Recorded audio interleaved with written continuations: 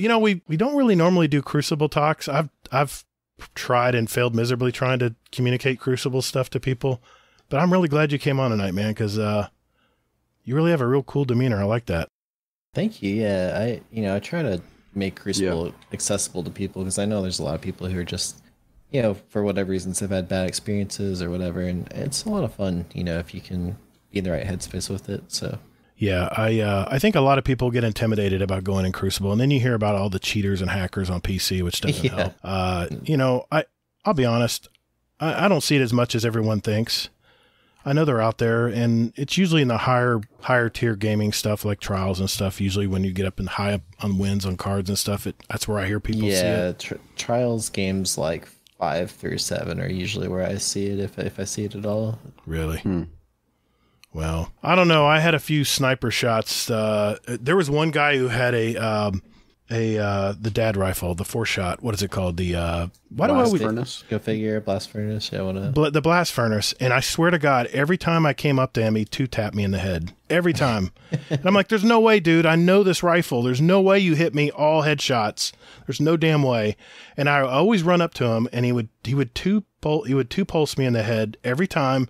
Perfect headshots across the board. And there was a few moments there where I was like, okay.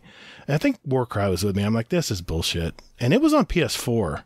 It wasn't on PC. So I'm thinking maybe there's some build out there that I don't know about, but maybe you can research that. I don't know. I'm trying to figure out how the hell he did it. He did it consistently though, Pattycakes. That's the thing that bothered me. Yeah, it's funny. Like there's such a fine line between like when people are actually just so good and then when they're actually cheating, and it's like I feel like it's hard for many people to tell a difference because like it's really, to me, it's like a feel thing. Like it's not really so much about necessarily hitting every shot. Always, it's more like I've played against many of the best players in the game, people like Panda and Walla and all these guys who like win tournaments and stuff, and they're insanely good, but they're also human. Like if you jump out into a lane, you can feel how long it takes them to react to you. Right. And like a lot of the cheaters, it's like instantaneous. Like there's just, it's like no one can react that fast. So that's where I normally start to kind of question. What scares me is Bungie hasn't really addressed that they're going to do much about it. I agree. That's what kind of concerns me, but I'm really worried. It's like, it's like, it's kind of out of our control. Hopefully they have a plan for it. I hope they do, man. I really do. Guardian down.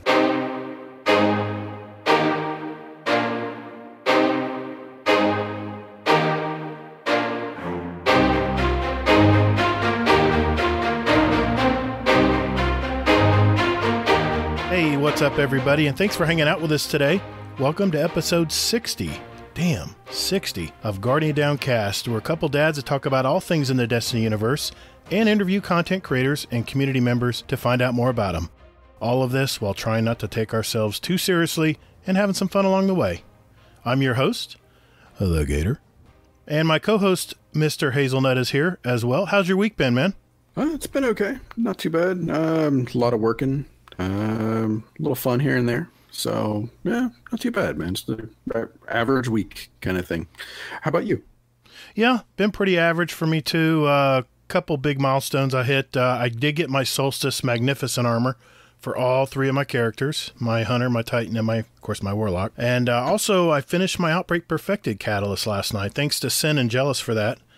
And then finally, good news this year is my wife just got awarded Teacher of the Year, which is cool. A big deal, she told me about it, and she's not one to brag or really let everybody know about it, but my daughter ran with it on Facebook and started proclaiming to the world. And I said, honey, what did you get, like $1,000 gift card or something for this? And she goes, no, just a pat on the back. I'm like, well, that sounds about what teachers get these days. Good old pat on the back and nothing else with it. So, well, good deal. Yeah, pretty average week overall. So, well, I'll tell you what, guys, we have a very special guest tonight. He's a Twitch streamer on the Encore stream team. You might have heard these guys, Pattycakes and Drewski, to name a few on that team. Yeah, those guys. A very good PvP player and probably the most underrated Crucible YouTuber out there today. Our new friend of the show, Pattycakes. How you doing, man? Hey, thanks for having me on. Yeah, man. Just wanted to mention you can catch Pattycakes on Twitch at Pattycakes PC and Twitter at PattyCakesGG and his YouTube channel, Pattycakes Gaming. All right, so just an overview of tonight's show, guys. First, we want to hear Pattycake's story. Hazel's going to go over the TWAB for this week's week 13 of Season of Arrivals. There it is. And talk about the new Destiny reveal of the new Stasis subclasses coming to Beyond Light. Then my favorite part, we're going to break down 3 videos from Mr. Pattycakes here, and we're going to talk Crucible tonight. And kind of get an insight on 3 of his videos and kind of break them down. And kind of go over them, which I'm looking forward to that. Finally, we're all going to, we're going to have a lot of fun tonight. Finally, we'll answer questions from our community and add 2 songs each to our Guardian Downcast show playlist on Spotify and iTunes. Everybody ready? Yeah. I believe so. All right, let's do it.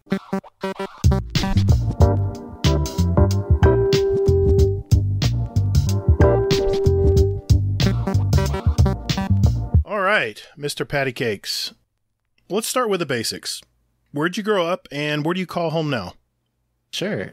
So I grew up in St. Louis, Missouri. I've lived here most of my life. I actually spent about 5 of the last, 5 of the last 10 years or so in Denver. And then I just recently moved back about a year ago to St. Louis. I'm back in the St. Louis area. It's actually kind of funny. I found out when I was at Guardian Con last year, just after I had moved home, that I was living about a block away from Glad the whole time, and I had no idea. Oh, shit. Oh, in Denver? Pretty funny to find out. Holy shit. That's pretty cool, man. Yeah. Wow. Well, are you a full-time streamer? What do you do for a living exactly? Yeah, so I do own a marketing business. It's sort of like, I guess, my full-time thing before I got into the streaming world. And so I guess I technically still have that. I'm not too active with it anymore. I pretty much spend all of my time on content creation these days across YouTube and Twitch, and trying to grow a Discord community, and just kind of all the different activities that are involved in the content creation world. So yeah, and congrats. I just heard your Discord just got partnership. That's pretty awesome, man. Yeah, thanks. That was a cool surprise. I wasn't really sure. I just saw the invitation to apply for partnership, and I was like, we got a really cool thing going. We do like weekly private match scrims on PC every weekend, and we do a lot of LFG stuff, and just a really good community of people to chat and hang out, talk about Destiny and non-gaming stuff as well. So I'm really happy with our community, and I figured give it a shot, and I guess they liked it too, so they gave us the partnership. That's pretty cool. Nice. That's awesome, man. Yeah, sorry, I was looking at the pictures of your dog. So. Oh yeah, cute one. Yes, yeah. I have a beagle too. So, cool. Yes. All right. Where's Daisy? Well, sir? I haven't heard Daisy yet. She's sleeping. You'll probably hear her snoring in a little bit. So. Okay, fair enough. Yep. All right. So, sir, what was your earliest moment in gaming? And I have been playing games literally as long as I know. I'm in my early 30s now, and I think I started probably when I was, 5 or 6 with an Atari, and then moved had a Mac for a while that had some, a couple of those random PC games. And my first console I ever really owned myself was a Super Nintendo, where I played Mega Man X was probably my favorite series on that, but I played all the classics.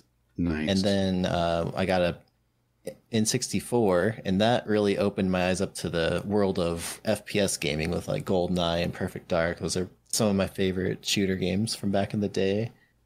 And then I moved into PC a little bit as well, kind of a little after that with Counter-Strike. I used to play, a pretty competitive level when I was younger.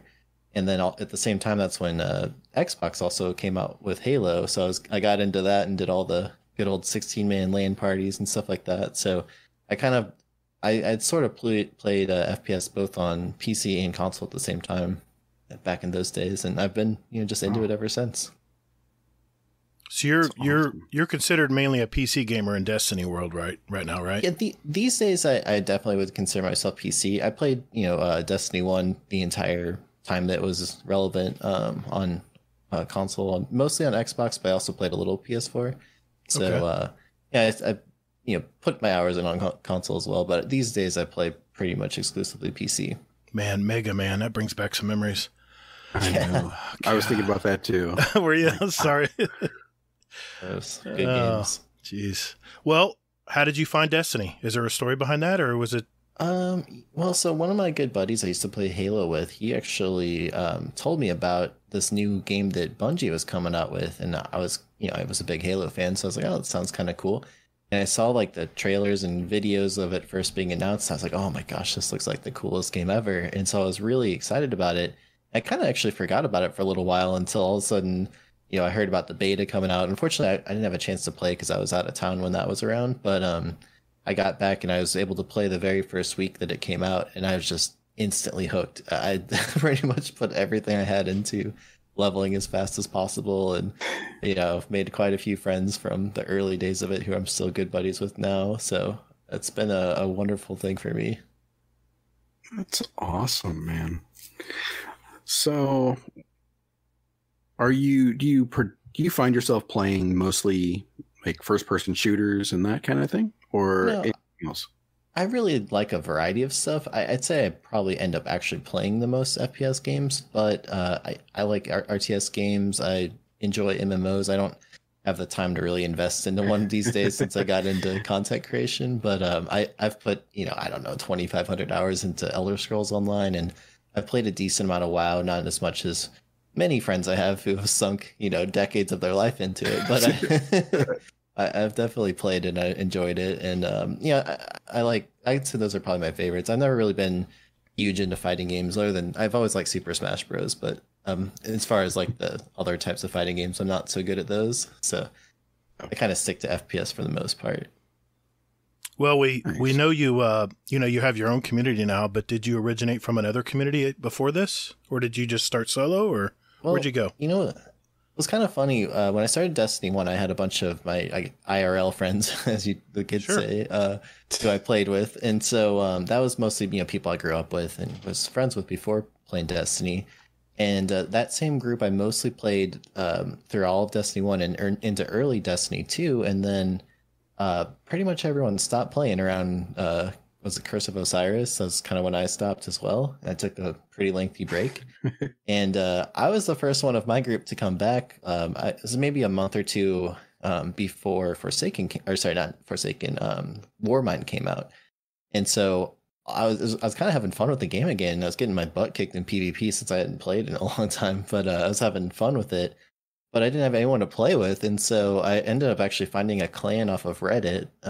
And a lot of those people that I'd become friends with are still very good friends to this day. But it's just kind of, it's funny because I was sort of in that boat of like not really having friends to play with for the first time, since none of my friends really wanted to play with me, since they were all still taking a break from it. Wow. Well, that's pretty cool, though. I was just trying to think about. I was like, did you find that team on like fire teams and then that kind of Yeah, thing it was from one of there? those like fire teams or something. I forget which subreddit it was, but it was one of those, that people are looking to Oh, build clans. And it's funny because those guys, I've been good friends with to this day, and I've joined many in-game clans since then. But a lot of them are sort of like the core members of my community now. And, of Twitch and YouTube and my Discord and everything. So it's been kind of funny because those guys have actually become really good friends, and also a lot of my friends I used to play with who I knew in person have kind of come back to the game and sort of merged together with my friends that I had made online, trying to find some people to play Destiny with. that's awesome. I think Gator has a similar story like that. Yeah. Yeah, my So- old man gamers. Now that we're very old, we all started at the Call of Duty, and everybody knows that story. But yeah, I'm curious though. I mean, since you play so much PvP, I mean, you probably play. I would say you probably play more PvP than you do PvE. What would be if you had to pick one loadout to play all forms of PvP? Where would you go? And I'm mainly thinking. I'm thinking mainly. I know armor's specific to a character, but I'm thinking mainly weapon choice here. Yeah, for sure. So I do typically play Hunter, so I would go Hunter for that. Stompies if I had to pick one armor, and then for weapons, right now my favorite is probably Dire Promise, Beloved, and I like to switch around the heavy, but my favorite is the Deathbringer. I think it's hilarious. I was going to say that. I so saw you funny to using it me. in your video. I'm like, I even put it on the other night. I thought I might try it out. You're going to have to help me on that one, but It's not the easiest to use, but if you can predict spawns and know kind of what's going on in the map, you can drop it over them. And That's I've had crazy. so many times where I've gotten 3, 4, 5, 6 kills with. I just saw one him. blast of it. I saw him. I was like, and man, you got that beloved down. I'm assuming you have the snapshot quick draw version of it. You know, I've tried so many different ones. There's like a bunch that are great. My favorite currently I really like is Quick Draw and Firmly Planted together. Oh, It just when you're crouched, the number one I do a lot of slide sniping, as you've probably noticed. And so okay. Yeah. this could be total placebo effect, but I feel like the extra bonus from the Firmly Planted with the accuracy helps me with the slide sniping. I don't know, maybe it's all in my head. One thing that definitely happens though is that you get that easier to control recoil. So Yeah. I find it a little easier to get like the multi kills really quickly. If my aim's on point, I can hit a few headshots back to back. Does it feel stickier, you think, or is it about the same? It's hard to say. So stickiness is kind of a complicated thing because on mouse and keyboard, it's like you don't get the same that's stickiness right. of like controller where it's like the friction of the Yeah. My bad. So Yeah. I'm sure we can go into that. In depth if Yeah, you guys I would know. like I'm to. sorry. I assume everybody plays controller. I forgot you play No, mouse yeah, and it's all keyboard. good. Well, because there definitely is like some bullet magnetism on PC Oh. where it's kind of you don't have to be like directly on their head. It'll kind of give it to you if you're close enough. And Sure. so I'm not sure exactly if the extra accuracy from Firmly Planted helps there or not, but I like to think it does. I don't know, maybe it doesn't. Well, it's working for me. Hey, anything that gives you an advantage, especially confidence wise, in Crucible works. Yeah, Yeah. that's definitely it. What's your favorite game type if you were to pick one in Crucible?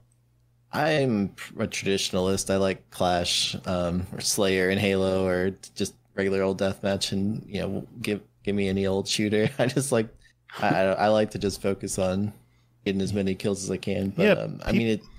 Yeah. Well, you mentioned Clash. People think there's no objectives in Clash. I'm like, are you kidding me? Not dying is an objective because it's team deathmatch and controlling zones and oof. Sorry, Hazel. Well, I'm starting to already getting in my PvP talk. Oh, Lord help us. Go ahead, man. I'm sure you got another question for him. Yeah. So, how long have you been streaming on Twitch? I'm coming up on 2 years. I'm not sure when the exact anniversary would be. I think it's like maybe late October. I need to look it up because we're getting close, but it's just about 2 years ago. And then I started YouTube. I think it was like about May of the year after I started streaming. So like year and a half we're getting up to. It's funny. My channel is actually very old because I created that account with Google like in 2006 or something. So it's ancient, but I only really started, putting some effort into YouTube about a year and a half ago. Okay. What made you decide to start streaming? Well, so those same guys I was telling you about earlier in the clan, a lot of them, like to play PvP, but they weren't necessarily super good at it. And I was, pretty good player. So they're always curious to watch me play because I'd be getting pretty high kill games and stuff. And so after enough prodding, I finally decided to give it a try. And I really liked it. I was like, the first week went really smooth. I got the affiliate out of the way quickly with all my friends watching. And then it grew pretty quickly for a little bit until I sort of hit just sort of a stalemate where it just wasn't really growing. And that's when I kind of got into YouTube. And ever since then, it's been really consistent. Sorry, I got to ask this, Hazel. Why the dire promise? 180s just seem to be a little weaker than of course your other, your 150s out there that are king? Yeah, so Dire Promise actually is a 150. So it is? fastest time to kill. I could have sworn it was a 180. No, it's a 150. Oh, It's the you can same tell as, I'm a hand cannon user. No, it's all good. Sorry. So what is the role that really works for you? I mean, I see Wish using this gun. This must be a really great gun on PC because I see a lot of streamers using it. It's one of the best feeling hand cannons for sure. And it drops like crazy. So there's a lot of rolls. Like Spare Rations is right up there, I would say, in terms of like how good it is. But the problem is the only way to get that is playing Gambit Prime, which I've literally only ever had like one drop from that. It's so rare. Yeah. And then doing the good old bridge and the Reckoning or whatever. I try not to remember that. Oh, it's terrible. I think for that reason, most people go Dire Promise just because there's better rolls, or it's easier to acquire, I should say. As far as rolls, I've tried so many different ones. I'm kind of experimenting lately with the more rangy ones. I've been doing a lot of private match scrims with some of my friends, like we mentioned Drewski earlier. We've got a crew in Encore. We've been doing a lot of private matches late at night, and I'm finding that a lot of these guys are just barely outranging me with my current role that I was using, which was I think firmly planted opening shot and a lot of stability, which worked really great in 6v6. But now all of a sudden I'm like in these duels where these guys are like just standing at the perfect distance where like they can get a 3-tap when it takes me 4, or maybe it takes them 4 and it takes me 5. So I've been playing around with a little bit of like a more rangy role with like rangefinder and stuff like that lately, trying to see how that feels. I was just curious. Sorry, Hazel. I see so many people using it. I wish that's all he uses, man. When I see him on he streams on YouTube a lot, and I just so wonder. I'm just not a hand cannon. I'm a pulse rifle guy, but I just wonder why that hand cannon is so popular. I know the other one you mentioned was very popular as well too. The spare rations. Spare rations, yeah. But you can get the Dire Promise from the Exodus engrams, right? I think you can. Yeah, it drops all over the place. Yeah, it drops all over. I mean, I've got like 4 rolls that are decent. Mm-hmm. I've thrown away quite a few of them. So the previous season was at 10, I guess, the one we were in just before this one. I had spent like almost 30,000 shards trying to get like a perfect roll from the Cryptarch, and I never got even a decent one. And now they're dropping like crazy from everything. So I would like a refund. I don't think I can. Oh, that was the old way of farming. Thank God. I love the new penumbral thing they're doing now. I love it. They're just showering it with loot. It's a step in the right direction. I'm sure that's something we can get more in depth later. I'm always into like having ways that you can direct your loot. Sure. To get what you want. I think that's always a good thing. Definitely. I was just having that conversation with some friends last night where it's like, I'll do anything to get the role I want. What makes me frustrated is when, like, for example, right now I'm trying to get better rolls on my PvP exotics for like my Hunter, Warlock, and Titan. And there's no direct way to do that. No, there isn't. I can farm Nightfalls. There's a chance I'll get an exotic. Out of that, there's a chance it'll be the one I actually want. And then it'll be a chance that it has high stats. And then it'll be a chance that it's actually distributed the right way. Yeah, man, so but that's a giant pool. Yeah, it's like 5 layers of RNG just to get the thing I want. Whereas like I'll spend 100 hours doing one particular thing if I know I'll get the thing at the end, Yeah, so, I'm with you, man. Yeah. I would like more deterministic loot like that, personally. I understand completely. So, all right, I gotta know. This is not one of the questions from the list, but you mentioned it a couple times, and I just gotta know, just so I can put myself in timeout afterwards. You mentioned that you were a good PvP player. I like to think so. Some people might disagree. I can attest. Okay. I can attest. Well, I can attest too, but define what that means for anybody who doesn't know what's your background with PvP? Yeah. So, I mean, I guess you could go back I've obviously been playing FPS games for a long time, which has helped me a lot, just to have kind of a fresh start on it with Destiny. I guess, I don't know how people would usually define it. Can go flawless pretty easily with a good team. Plays tournaments and scrims. Like not that I really participate in those that much, but if a player was doing stuff like that, I would definitely consider them to be usually a good player. I'm not one that really cares that much about KD. Like I think mine's probably decent. It's not ridiculously high. Like some people have like a 5 KD or whatever. I tend to play a lot with viewers on my stream and stuff and just play for fun. So it's not like a stat I really care that much about. But yeah, it's a good question. I think there's a lot of different ways to define like what makes someone a good player. Well, it's that time. It's that time, Hazel. Pattycakes, dude, what's up with the gamer tag?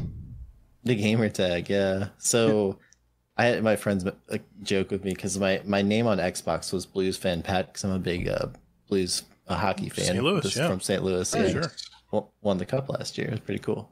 So Anyways, I had that name, and I wanted to maybe try my hand at content creation at some point, and so I felt like I needed to change something because I didn't want to use like the Blues logo for making my own brand and stuff. So I've always been a big Pancake fan, and my name is Patrick, so the two match up together pretty well. And then I was looking for like a idea for a logo, and I found this cute little pancake with these googly eyes on. I like it. Google image search. And so then I had my brother actually is a game developer, and he made like a pixel art version of it, which is the one you guys probably see in Discord. It's like kind of the first iteration of it, and then I've had a couple artists work with me since then to make a few different versions of it. But Sure. yeah, it's I like it. One of the things for me is I've always kind of I like to poke fun at myself, and I always thought it'd be funny in Crucible to like get killed by like a smiley little pancake guy instead of That's a great idea. That is Slayer, awesome. 420, Sniper, whatever. X, yeah. So, yeah, I like the kind of I think it's funny. Pattycakes just killed you. That's awesome. I love it. It's almost more infuriating, I think. So. Oh, it could be Ninja Muffin. Yeah, there you go. That's a call out to one of our clanmates. That's fun. She's really good at PvP as well, and it's just funny when you see that Ninja Muffin just killed you. It's just I see that in the feed. I'm like, oh my god, that's hilarious. Yeah. All right, Hazel, you got one? Yeah. So you mentioned this earlier. This is a question that I added, and but you mentioned it earlier about YouTube.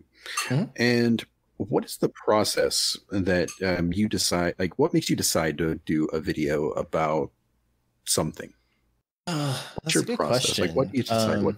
So what the way I started out at first was I was streaming pretty often. I'd be getting the same questions over and over again, and I always felt bad because I couldn't really like while you're live streaming answer things to the level that I wanted to. If someone asked me like, how do you get better at sniping? It's like it's not the question or type of thing I felt like I could just answer in 30 seconds. Like I need like 30 minutes to explain how to get good at sniping. And so there's a lot of questions like that like I wanted to put more into. And so I'd end up, kind of gathering all of my thoughts on something into a script, and then, trying to like do my best to illustrate it with good examples and, video editing techniques and stuff. And so I just started to kind of fall in love with the whole process, and I really enjoy it a lot now. It's been, really fun to work on a new video pretty much every week. You put quite a lot of research in your videos. I love that. A lot of people are just mail it in these days. But I notice you thoroughly cover your subjects, and we're going to find that out tonight. But another one of my questions that I had for you is you had one of your videos was a raid tier list or a raid. I'm just curious that you do raid as well. Not many PvP players do.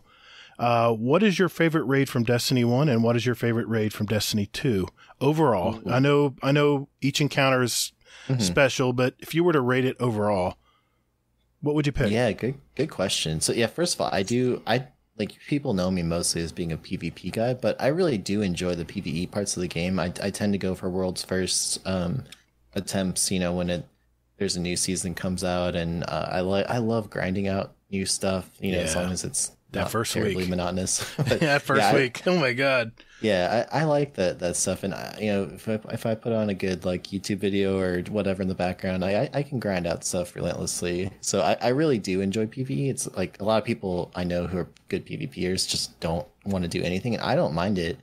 My only thing is I get a little bored of stuff once I've done it a lot. Like I'm not the type of person who's gonna do a raid 500 times. Like I know people. They're like, oh, I've cleared this 300 times. That's like, I think it's cool that they're into it. But for me, it's like, once I've done it, a few dozen, I'm like, I'm over it. I'll let someone else do the Sherpas after that. So, anyway, to answer your question. So for Destiny 1, the one that comes to mind for me is Vault of Glass. And that's just because of the nostalgia of it. It was the first time I'd ever done anything like a raid in any game. I'd never really played WoW before that, which, a lot of people got their raiding experience from WoW. But I had never done anything like it. I really only had played games like Halo or Counter-Strike or whatever in terms of shooters. And so I never really had stepped foot into a MMO style game. And so the idea of, grinding up all this loot and then just getting ready and us playing the very first night it came out with 5 of my best friends. It was really fun, and so it's just it blew my mind, and I fell in love with it. So I'd have to probably go Vault with that one.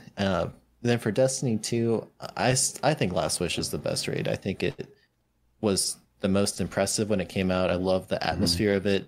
I think the fights are really fun. I have great memories of running that blind when it first came out. So that one would definitely be my pick. Yeah, the whole planet, the whole Dreaming City is just amazing. How much they put into that. It's such a deep, a lot of planets like Io, there's not really much to do after you do the adventures and Lost Sectors, but man, Dreaming City, there's so many layers to it. So this is one of my things. I'm always hoping they go, and I think they'll do this at some point, I hope, but I hope they go back to and add more to it, because it's my favorite aesthetic of anything they've ever made. I feel like there's so much more that could be explored there, where there's not like stuff to do, but there's cool environments, like a lot of the inside parts of it, for example, like there's, it just seems like there could be like public events and like, things like bounties and patrols and like more of it. So I hope that they revisit it at some point and add more to it, because I feel like that's a really untapped resource where it was so cool when it came out, but they haven't really expanded on it. And I feel like, if I would be into a whole like season where they just like expand that and just see what else there is to do there. Yeah, you're not alone. Me too, man. That sounds so awesome. Yeah, it does. All right. So are there any videos that you're super proud of that you've done? Yeah, I mean, I'm pretty happy with all of them. The ones that come to mind that I feel like I'm the most proud of, the one I think was one of the ones you guys wanted to talk about tonight, the one about the number one thing that separates FPS players from the rest, or so I forget the exact title. The top tier from the rest. Yeah, I always forget. Sometimes I forget my exact titles. That's all right. Kind of workshop That's a little, Sure. But something like that. And that one basically breaks down like some of the things I think that separate the really best players from just the average players in the Crucible. I also recently did a really fun one. One of my best friends since second grade happens to be a neuropsychologist with his PhD in neuropsychology, and we're both really into the whole idea of like flow state, of basically like performing at like your most optimal state. And so we did all of this research together, going through all these different papers, and it's a field he kind of studies professionally, and so we did all of this research and we worked together to make this script of all these this information that we had found, and I thought it turned into a really cool video. So that was a recent one we did that I was really happy with. Nice. The other one there's one I did, it's kind of funny, it's one that YouTube hasn't picked up as much, but people who have watched it have told me that they really like it, is I did one about controlling tilt, like how to not be a jerk when you're playing video games, basically. And I don't know what you're talking about. Yeah. I thought that one turned out really good. You said that one to Gator. There you go. It's one I really need to work on. Yeah. So I was pretty happy with that one. I thought that it had a lot of things that I like, ones that people message me and say, hey, this really like helps me out, or this one changed my life, or whatever. Like those are the ones that kind of are the most meaningful to me, although I love making all of them. So yeah, they're like your little children. You send them out. Yeah, totally. It's amazing. I think most people have no idea how much work, even like people who do just kind of simpler videos, it's just so much work. I think most people have no idea how much I've got one on my early YouTube entries where I did tank tips, and I did overlays and everything, and my God, I was using Sony Vegas. It was such a pain to put out a 10-minute video. It took so much time. I would say, how much would you say a 10-minute video takes on average? About what? Man, if you're talking like a professional, scripted and everything, writing, the editing, the clip collecting, and like storyboarding, and like a lot of times even I'll finish and publish the whole video and then just leave it unlisted and send it to some friends and then go back and re-edit it to take out parts that they thought were boring or whatever. You are thorough. So I mean, man, it can take easily up to like 100 hours on some of them. That's nuts, man. Very time consuming. That's probably for the more extreme ones. But even for a shorter one, it can certainly be a full week of work, like a good 20 to 50 hours, depending on how complex it is. So maybe I'm really slow at video editing. No. I've done them too. I think it took me, I want to say 25 hours to do that video. It was amazing how much time it took to do it. It's mind blowing, and you get faster and faster. But yeah, the thing for me is I'm always trying to level up my production a little bit, so I like trying some new techniques and which is cool. But then it's like my speed gains that I get from being faster are lost by trying to be more ambitious with the different editing styles. You get more aggressive in how you want to do things. I know. Yeah, and you look for shortcuts, and sometimes shortcuts cost in other areas, so you have to weigh it. Yeah. Mm-hmm. Yeah. So it's funny. There's always the battle in your head when you're trying to, especially on YouTube, of like quality versus quantity. Oh, you got that voice too, huh? Oh man, I would love to put out a video every day like some people do, but the way that I do them, I don't think it would be possible for me without maybe like a full team of editors and thumbnail artists and stuff. Like the way I'm doing it right now, the most I could really do is 1 a week, maybe 2 a week if I'm really clean with my production. Ass to cross every day he puts out one, just about. Yeah, I'm just amazed, man. Him and MTash blow me away. I don't know how they do that. It's crazy to me. It's all beyond me. I don't have that much free time, so I'm like, hey, more power to you guys. That's what's funny to me. I don't even have that excuse. I do this full time, and I still don't know how they do it that fast. Yeah, it's crazy. All right. So, all right. Well, I'm going to go kind of off script a little bit here. Now, do whatever. Gator's going to grill you with some PvP stuff here or some Twitch stuff and that kind of thing. Sounds fun. Yeah. Do you have any mottos or mantras that you kind of live by? Ooh, this is a good one. Okay, so there's a couple things that have helped me recently. One of them, do you guys know Tim Ferriss, the author of it all? Mm-hmm. Yes. I'm a huge Tim Ferriss fan. Yeah, his books literally have changed my life in many ways. I've been reading him for years. He had one quote from, maybe you can help me. He's I think he was a Navy SEAL guy. Yeah. Jocko Willink? Jocko. So he had this part in one of Tim's most recent books, Tools of Titans, where I'm probably going to do a bad job summarizing it, but basically, no matter what the outcome of some particular thing is, his response is always good.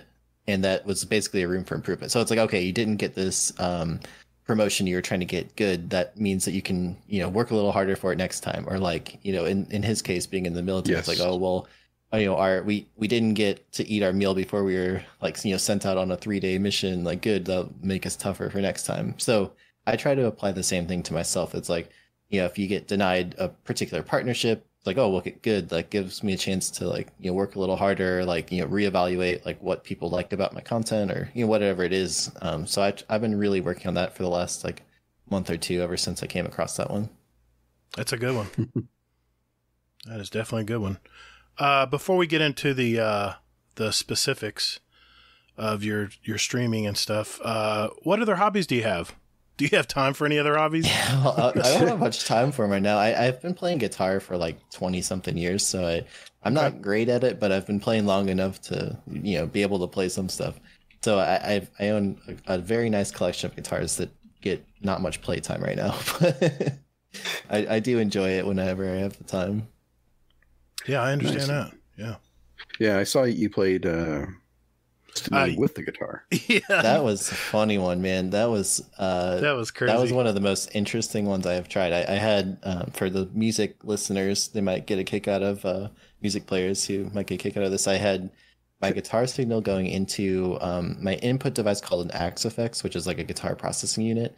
And then that translated to MIDI, which is like a musical, information type of code, I guess.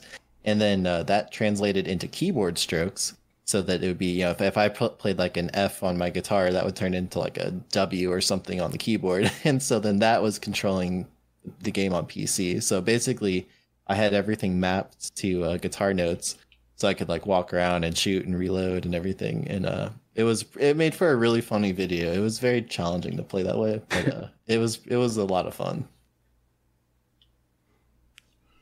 Well, let me ask you this: you stream on Twitch. What are the positives and negatives of streaming? And did the positives outweigh the negatives, or are they about even? Where do you rank that? That's a good question. So I'd say definitely the positives outweigh the negatives for the most part. Okay. I think the positives for sure would be like building a really cool community. Like I've made so many friends on Twitch, both with like people who hang out and watch my streams, as well as like other streamers who, kind of recognize you for putting out the work to try to stream regularly and stuff like that and grow an audience. So that's been really cool to get, to meet some people that way.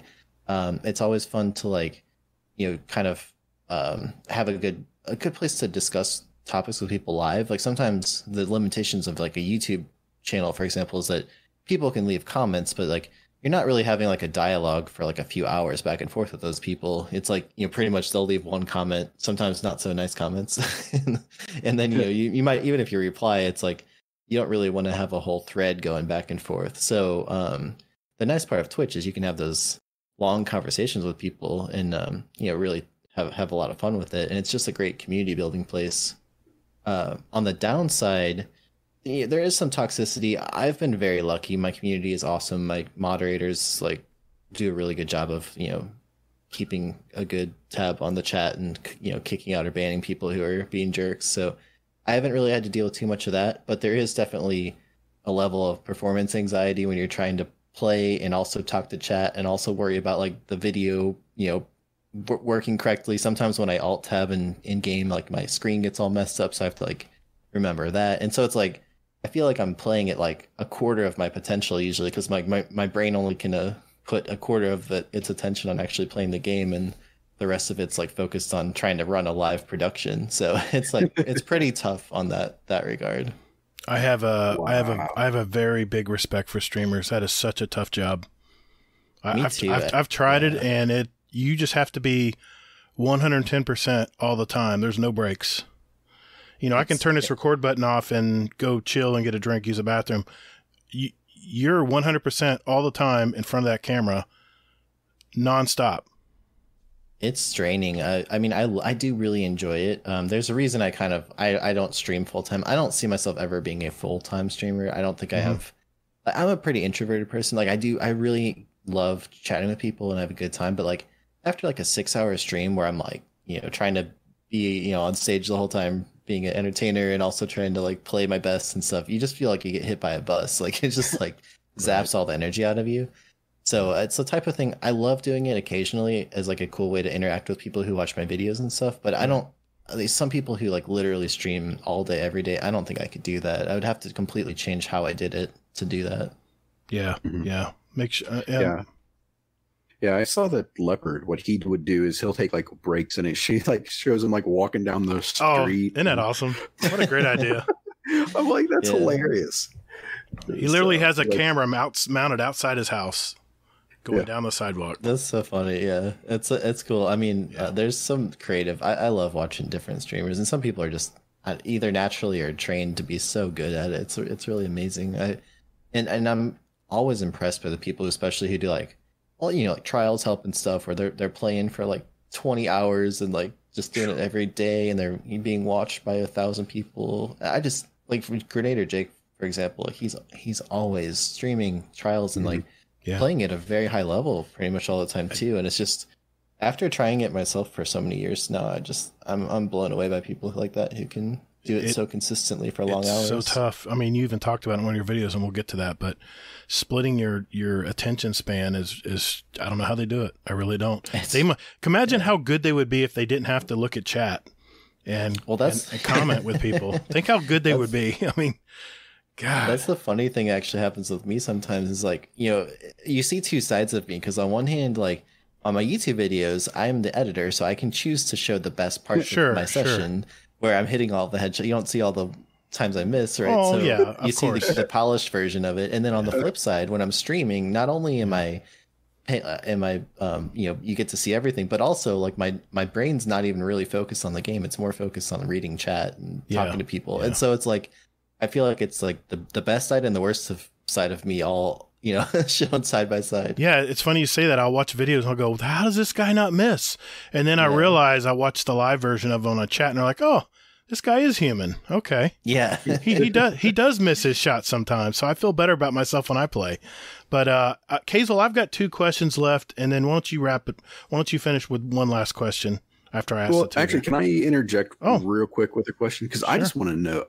Okay. Just with you being a Twitch streamer and YouTube, and then editing and things like that. Mm-hmm. So, do you find that you have to play more, like off stream, so that way you can get maybe footage for videos? Yeah, definitely. You know what's funny actually is that thought about it, but yeah, I feel like I played more Destiny before I got into this as like a career, because then I just played for fun. I just did exactly what I wanted to do all the time. Part of being a streamer is you kind of got to do what's popular. It's like, even if I don't really feel like playing trials, like that's kind of what people like to watch. So it's, you're kind of making some sacrifices there sometimes if you're not in the mood for particular things. So I definitely feel like I don't play as much as I used to, but then on top of that, with all the demands of editing and all the time that it takes up, I really do have to stay sharp by like doing things like aim training on PC, and I've been trying to get more into like the private match scrims, like we mentioned earlier, just to kind of keep my skills sharp, because I feel like I'm kind of declining as a player slowly because I spend all my time editing videos and not actually playing the game. Yeah, I mean, so I see all these guys raiding. I'm like, well, I got to edit tonight. I can't raid, so it's like I feel like I'm playing less Destiny now. But I feel you, man. I feel you. I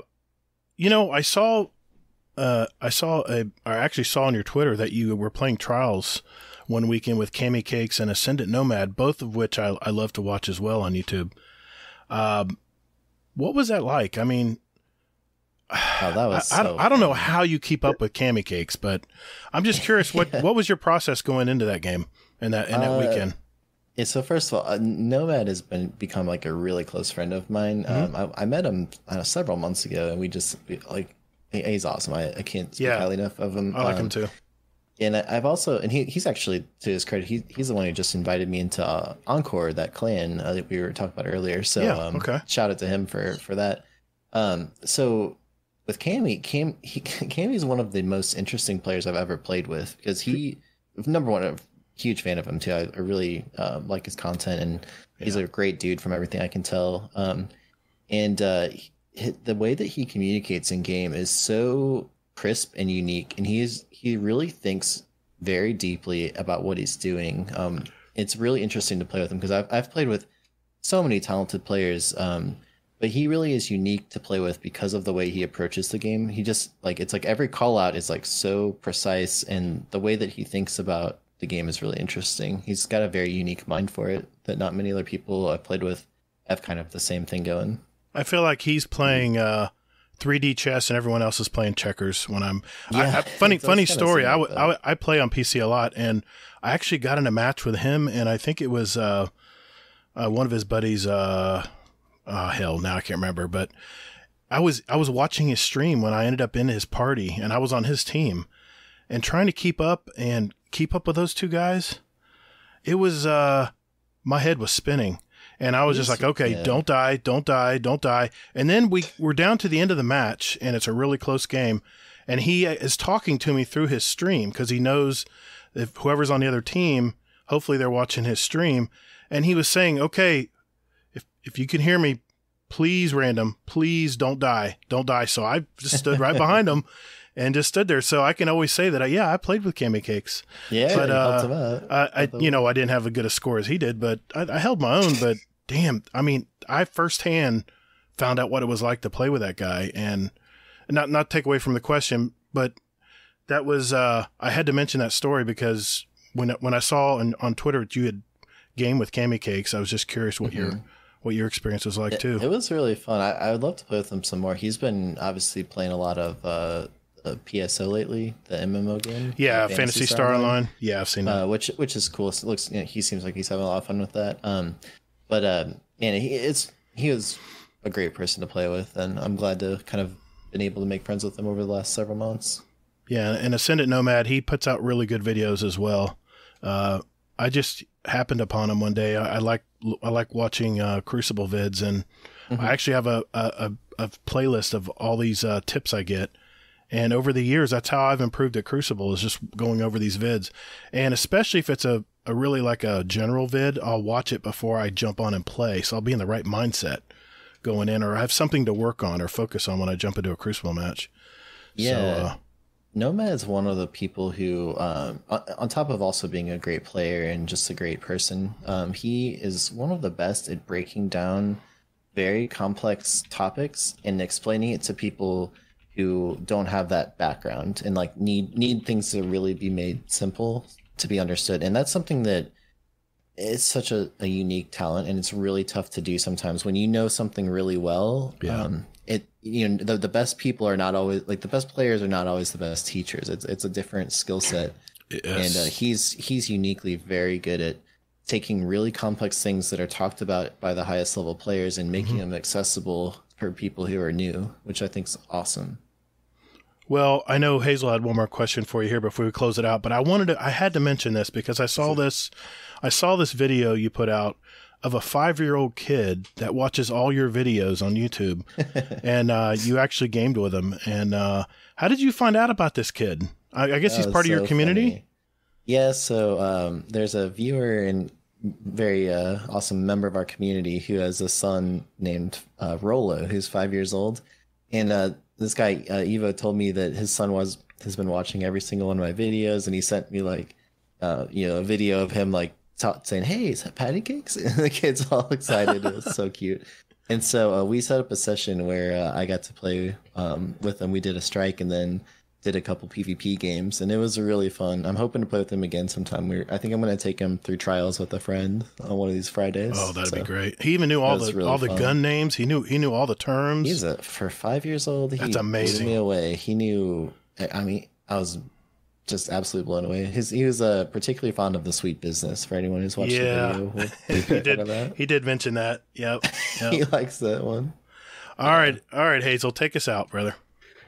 All right. So, last but certainly not least, what is one thing about you that no one knows or very few people know? It doesn't have to be anything deep or anything, but that's a good question. You want to go. Well, okay. So one thing a lot of the people who know me from content creation probably don't know, I actually have my degree in mechanical engineering. That's kind of where I got my start when I was getting into the professional world. And so that's a kind of, I don't really use that skill set very much these days, but I do have my degree in that. That's where I went to school at the University of Missouri, Mizzou. So I got my degree in mechanical and aerospace engineering, and I actually worked in that industry for about probably 5 years or so, which brought me, one of my jobs I worked at was a manufacturing plant that let me spend about a month in Malaysia at their big manufacturing plant down there. So very cool. That was pretty cool. I think not many people know that who watch my videos. Very good. Nice. Well, Pattycakes, thank you for sharing your life with us, man. We appreciate you letting us dive a little deeper and talk about your life a little bit here. And Hazel, I think it's that time, isn't it? Did Sin and Kingsley tell you about our speed run?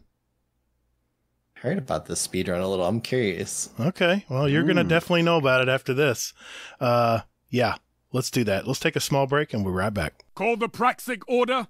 Call the Thanatonauts, the Jinsen Scribes. Call everyone so they can witness you. All right, boys and girls, it is that time of the week. This segment is called the Speed Run.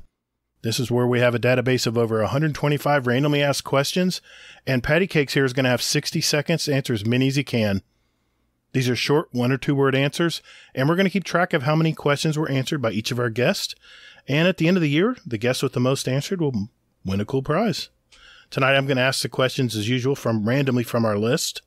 Hazel is our timekeeper and quality control expert.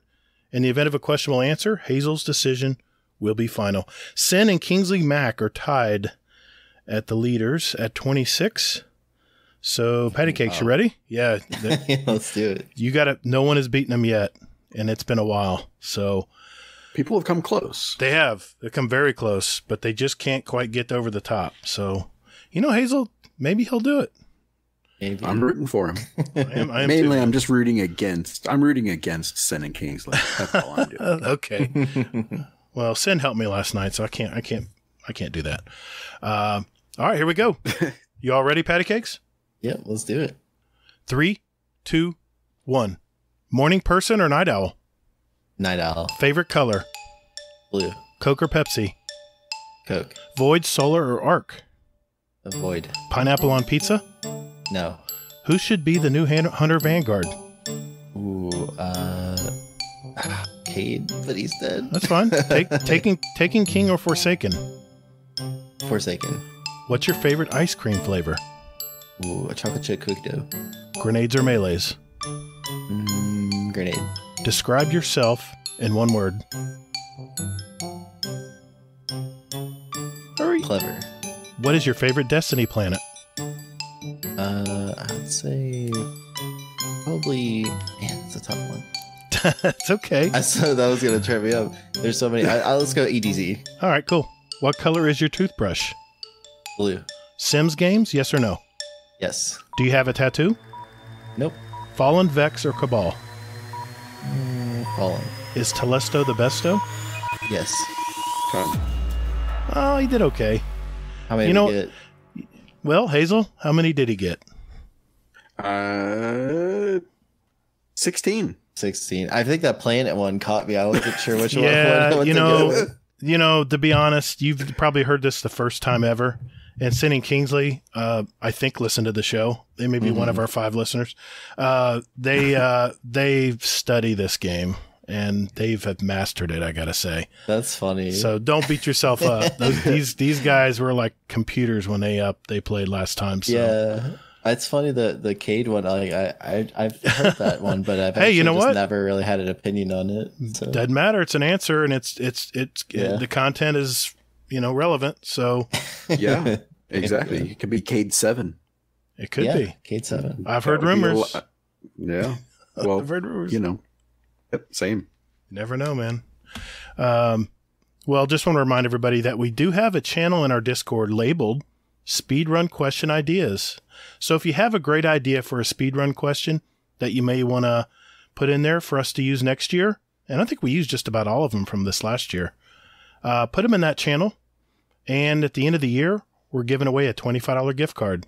We'll do a big drawing of everybody's answers in there. We'll take your top 5 if you want to put more than one in. And then we'll have a little drawing at the end of the year, just a little way of saying thanks to everybody. So good luck.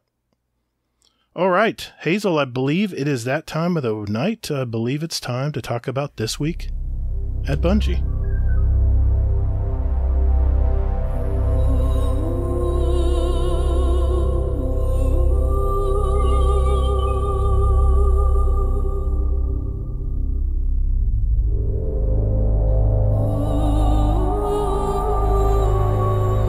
All right, this week at Bungie, there's a lot of information this week, Hazel. What do we got?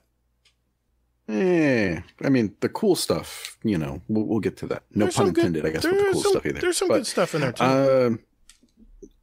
No, it was a joke, man, because of stasis and the Titan behemoth and ice. And it was a joke. I'm sorry it failed. That went way... Take shit so literally, sorry, man. I went way over my head. Sorry, man. No worries. Anyway.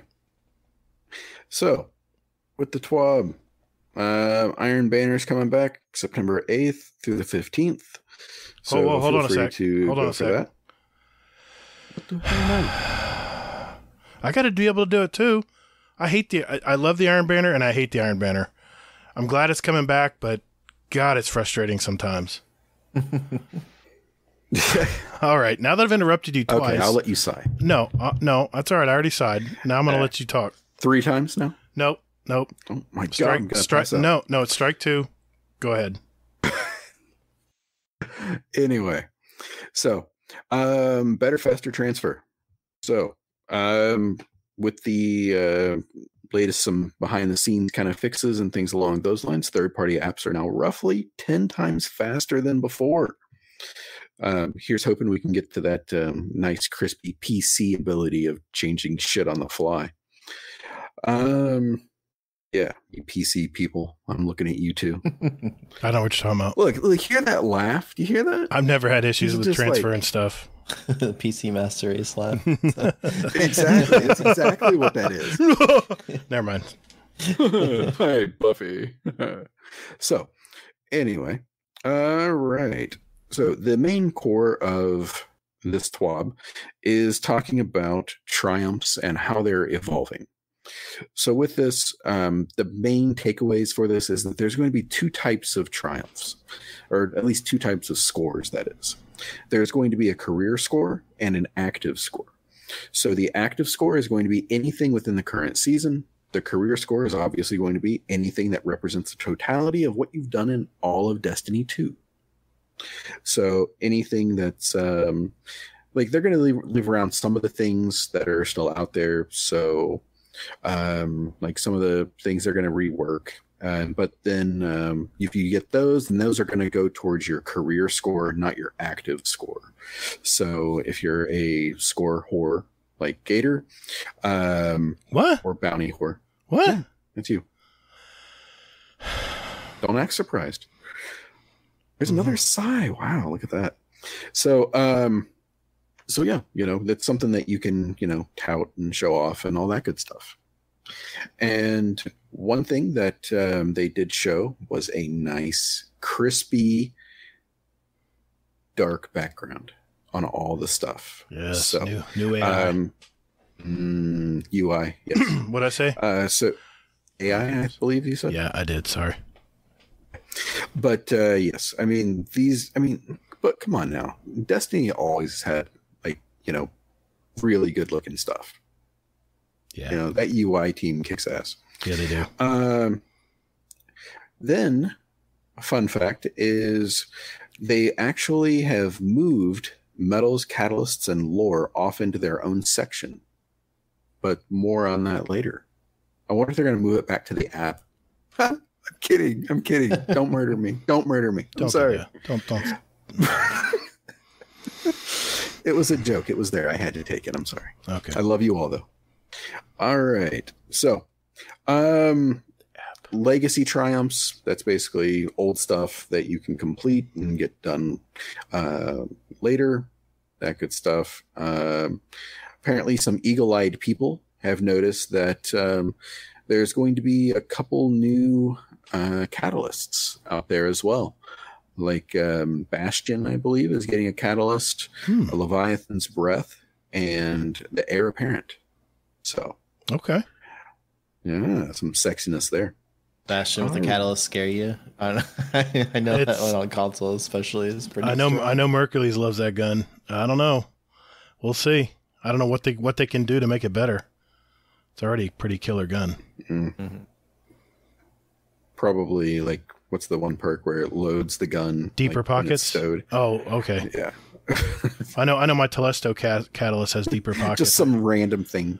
I mean, with the right mods, I can hold like 7 in one clip. It's so great. Yeah. Anyway, I'll tell you what you can do with your Telesto. It is the best stuff. Until it gets deleted. And then that's pretty much everything regarding, at least that I'm going to cover. Were there any things that you guys saw that you wanted to call out? Well, if I could, I just wanted to mention stuff that is not going to be earnable, and that is the Shadow title, Reckoner title, Blacksmith title, Wayfarer, which thank God I got that one, Chronicler, and the seasonal titles up to season 11. Not gonna be able to get those. Although the Chronicler is possibly going to be extended out because a lot of people, I guess, are trying to get the Power of Truth lore stuff. It's not yet Truth to Power or something. Or Truth of Power. Something like that. Something like that, yeah. But a lot of people are trying to get that, and apparently, like, people have been trying for like 6 months to get this shit, and it's just not happening. So Bungie's looking at what they can do to make that a little bit easier for them. I'm very close to getting Chronicler, but those damn Dreaming City ones are really tough finding those. Well, that's what it is. Yeah, that's what it is. It's so hard to get that stuff. I gave up on it because you have to really climb some really crazy areas to get some of these lore pieces on the maps out there. And eventually I said, I already got some other titles. I think I'm just going to not worry about this one. I'd love to get it though. Come on, Yeah, Bungie. I might try to finish it off. I haven't done that one. I've done most of the harder parts of actually where you're time gated, but there's a lot of other parts I still need to get to. I think it's 9 of 11 or something. I can't remember. I looked at it the other day. But well, you want to mention the ones they are going to keep, Hazel, for Beyond Light? Damn. Okay, I'll say 'em. I guess. Okay, go ahead. So, okay, go for it, man. Okay, okay. I'm looking at it. So, earnable in Beyond Light is going to be Unbroken, Dredgen, Flawless, Conqueror, Harbinger, Enlightened, Cursebreaker, Riven's Bane, Redacted, Redacted, Redacted. You're welcome. Okay, I'm just trying to help everybody out so they know what they need to, because that's the one thing I mean, we got 2 months of Destiny left here before this comes out, and I'm trying to think, what do I want to do here? One thing I want to do is I want to improve my Crucible. This is the time, I'm not having to chase anything. I got some downtime, so Crucible is one thing I want to work on. That's part of the reason why I had you on tonight, Pattycakes. I want to definitely talk some Crucible. And the other thing I wanted to do is I wanted to get my Triumph score to 100,000. I know some friends of mine that have that emblem, and I want that emblem. And I'm not quite there. I'm like at 90,000 or getting close to 90. I got a ways to go, but I think that's what I'm going to work on the next 2 months. And it's just nice knowing what you can get and what you aren't going to be able to get anymore. Yeah, it's a good plan. Yeah. I'm sorry. Anything else, Hazel? Nice. Well, nothing regarding the TWAB besides they released 2 new pages about one of which is the Warlock and the cheat codes that they're going to be able to use. What? And the Titan Behemoth. So the Warlock Shadebinder and the Titan Behemoth. They released some new information regarding those 2 subclasses that are going to be releasing with the good old Beyond Light. And then the Hunter will be coming out, I want to say next week. Reset. Yeah, Tuesday. The 8th. Yeah, next week. So, yeah. But one key, very important thing here is from the TWAB. This is actually the best takeaway out of everything in the entire article here. Editor's note, hey Guardians, Deej here. Hunters may be last, but they are not the best. We all know that all Guardians are created equal, assuming they are all Titans. No, he said Warlocks. Let's make sure we get that correct. We all know Deej is a Warlock main like me. So come on. Do you hear it? All right. See, he's calling me cheat codes. He's sneaky. He calls me cheat codes all the time, and look what he does. He's moving words around. Okay.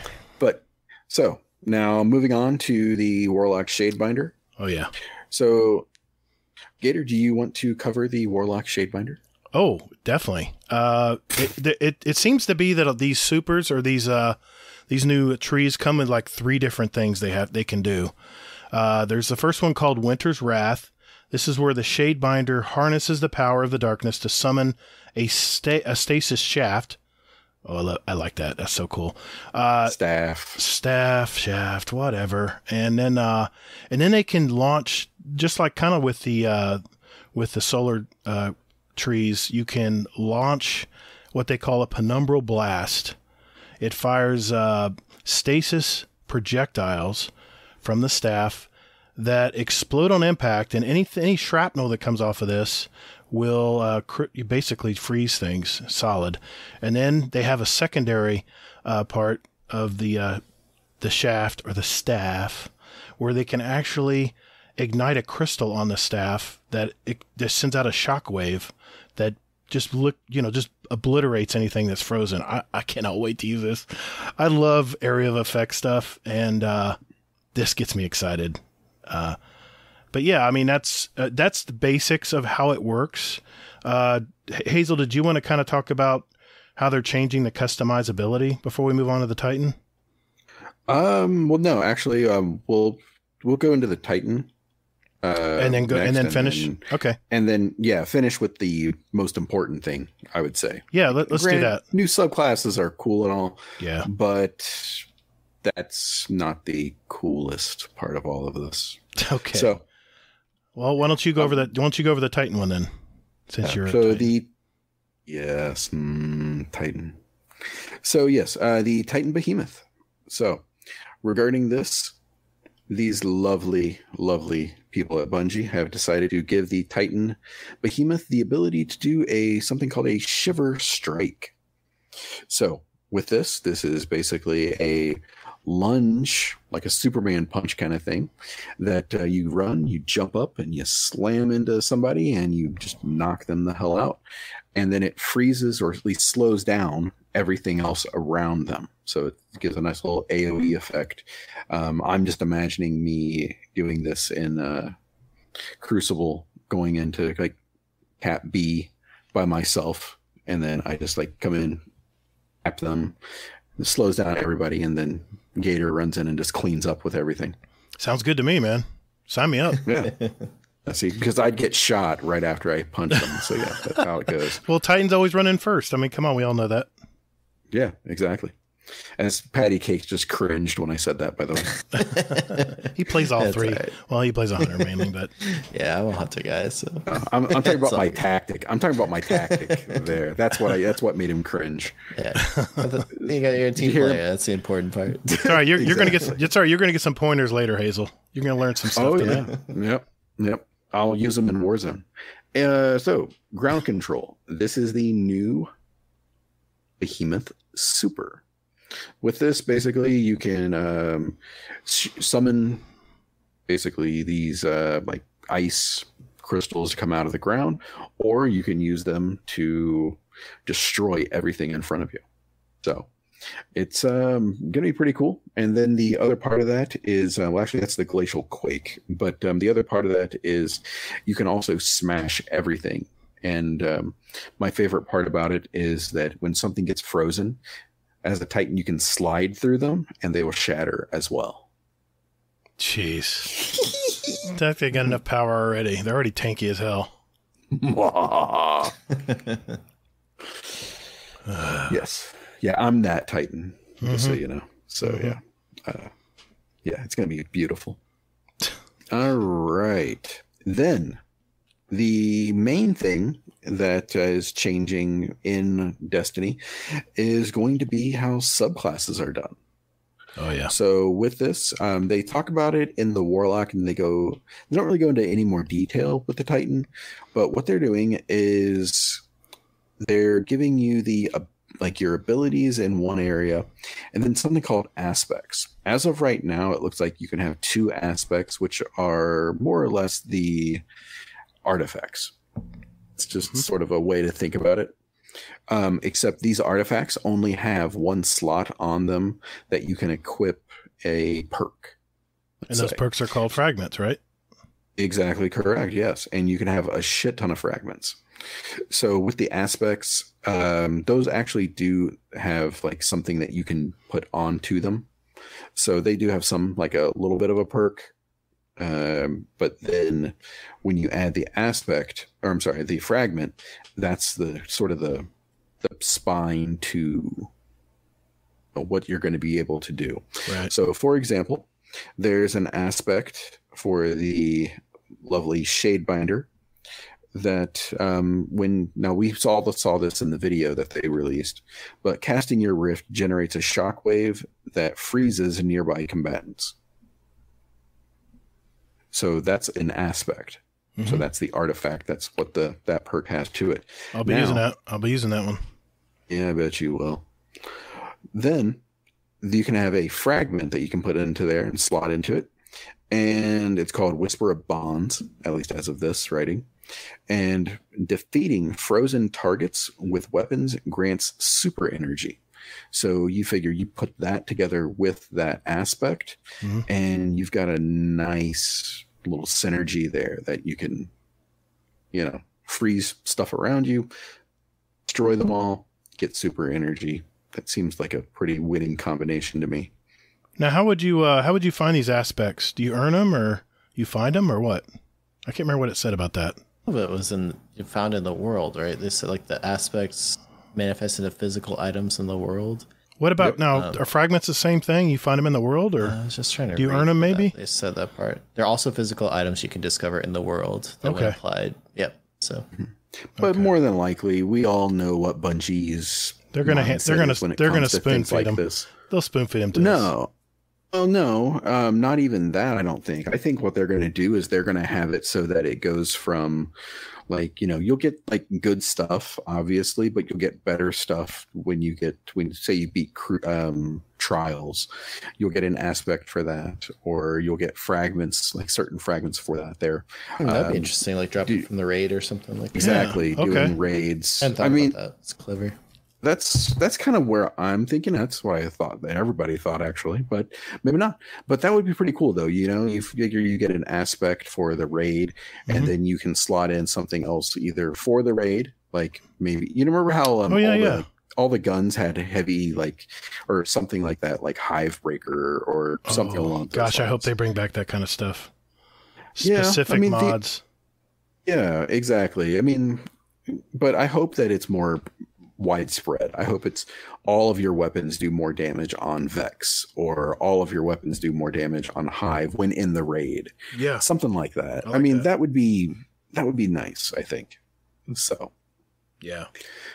But yeah, so that's pretty much everything there. If you want some pretty cool images, you can always look that up there at bungie.net. Yep. It's pretty informative. The infographics here look really sharp. I mean, you can actually kind of pick out how they're putting it together.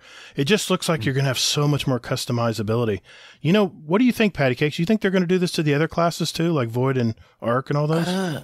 So I would love them to. I thought I read that they weren't going to for the old ones, but maybe I'm mistaken on that. I hope I would love them to, though. I mean, that was one of the big things that I didn't really love about D2 when I first started getting into it. Is like, I really enjoyed in Destiny 1 how you could heavily customize your character with all the different trees, and I thought it was a step in the wrong direction when they simplified it to just be top, middle, bottom tree. It's like I remember them saying, basically this is the undercurrent of what I heard from them when they said they were trying to make it simpler. They were kind of saying to the community that we really didn't understand enough to customize it. So they're going to make it easy for us to just pick one path. I hated when they did that. Yeah, me too. I loved specking out my Voidwalker class in Destiny 1. Mm-hmm. Yeah. I mean, that was the thing, was that, that's the reason why they went to that, like you said, is just so you didn't have to watch a Datto video to figure out, like, okay, this is what I need to do for the most DPS, or this is what I need to run. You know what, though? Yeah. See, I like that part of the game. I like the MMORPG elements of Destiny. That's like what makes it unique to me.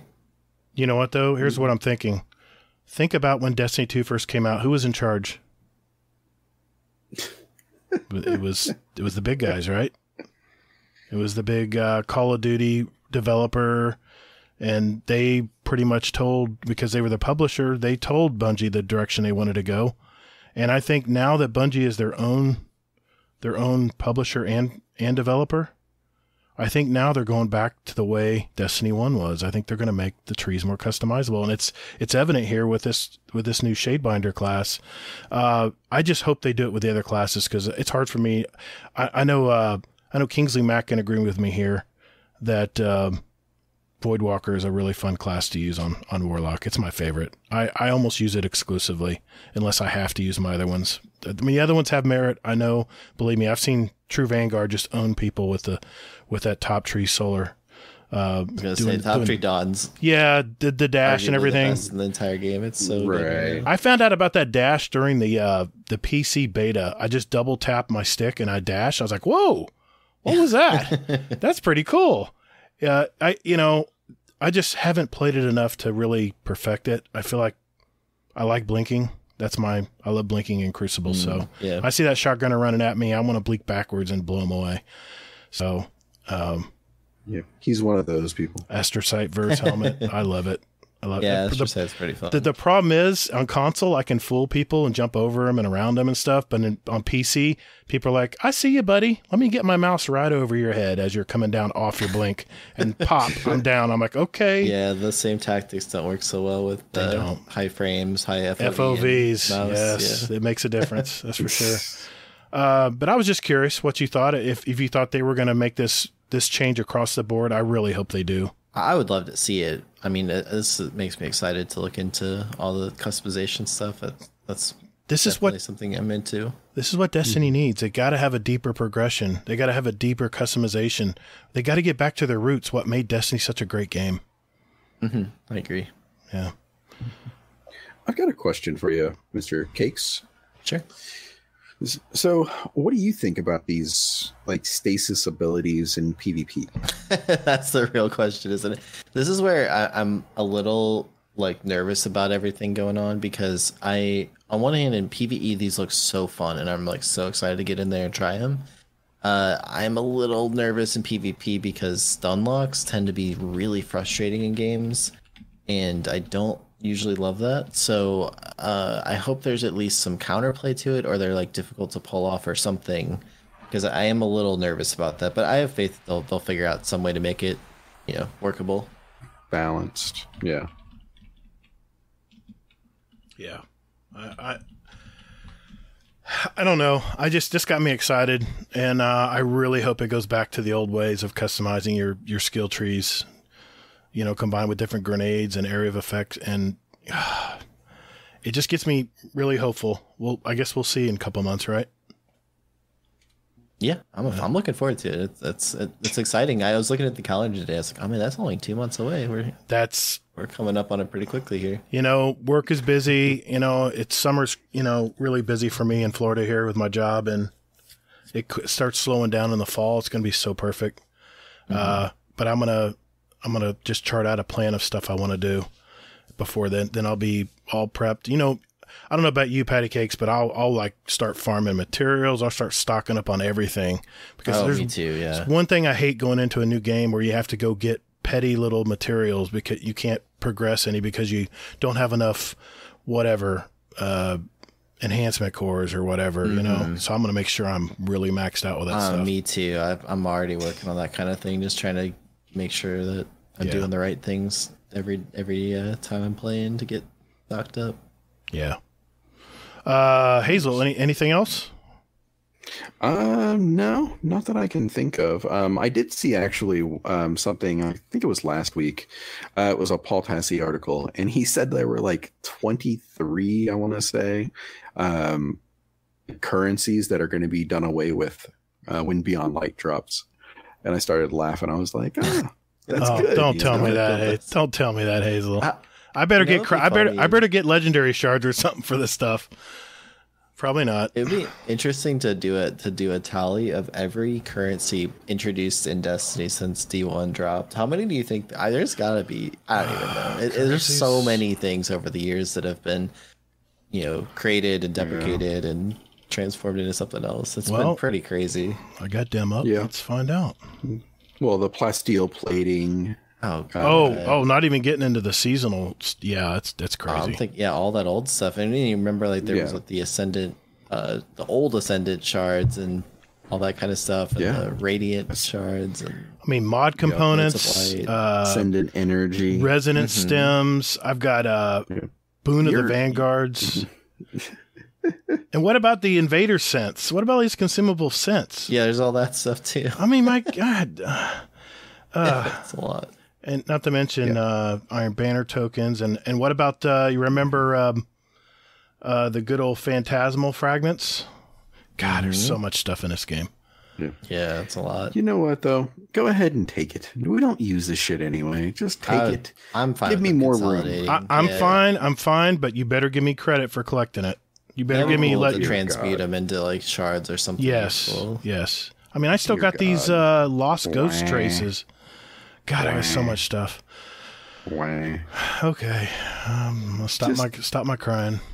Come on now. It's not like you're going to use this stuff anyway. If you were going to use it, you wouldn't have it in your inventory anyway. Well, you want something for it, then use it. Yeah. I'm not complaining. I'm not complaining. I just want to get credit. If I'm collecting these materials, they better give me credit. When IO, raw materials go away and we can't collect them anymore, I better be able to transmute them into something that's valuable. No, just cash them in. Yeah. Just do it before. Like cash them into what?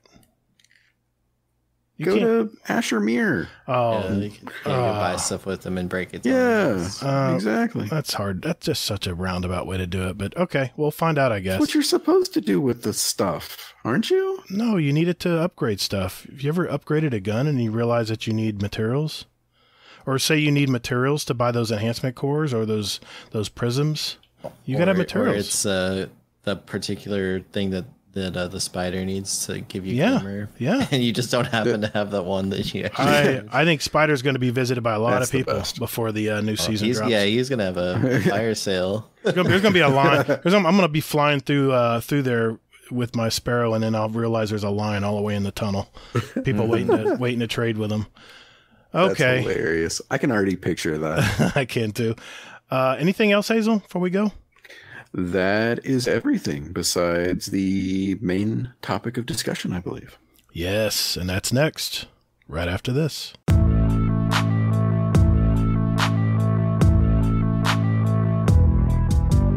All right, I think I'm going to call this Guardian Downcast Crucible Talk with Pattycakes. What I did is I pulled off 3 videos on your channel, Pattycakes, that I really enjoyed, and Hazel's watched them as well. And I mean, these videos can help you in any shooter games, not just Destiny. But the first one we want to talk about was a video you called The One Thing Top FPS Players Do That the Rest Don't.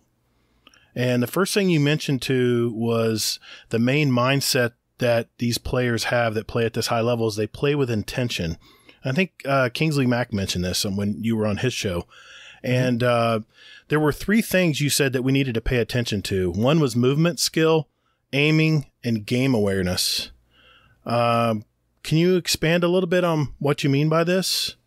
Yeah, absolutely. So, first of all, I think like when you analyze players who are really, really talented, the things that I usually notice with them are pretty consistent. So, it's like they have, I kind of talked about this in the video a little bit. They have like this algorithm in their head that's like running through a detailed checklist at all times of every different possible scenario that could be happening.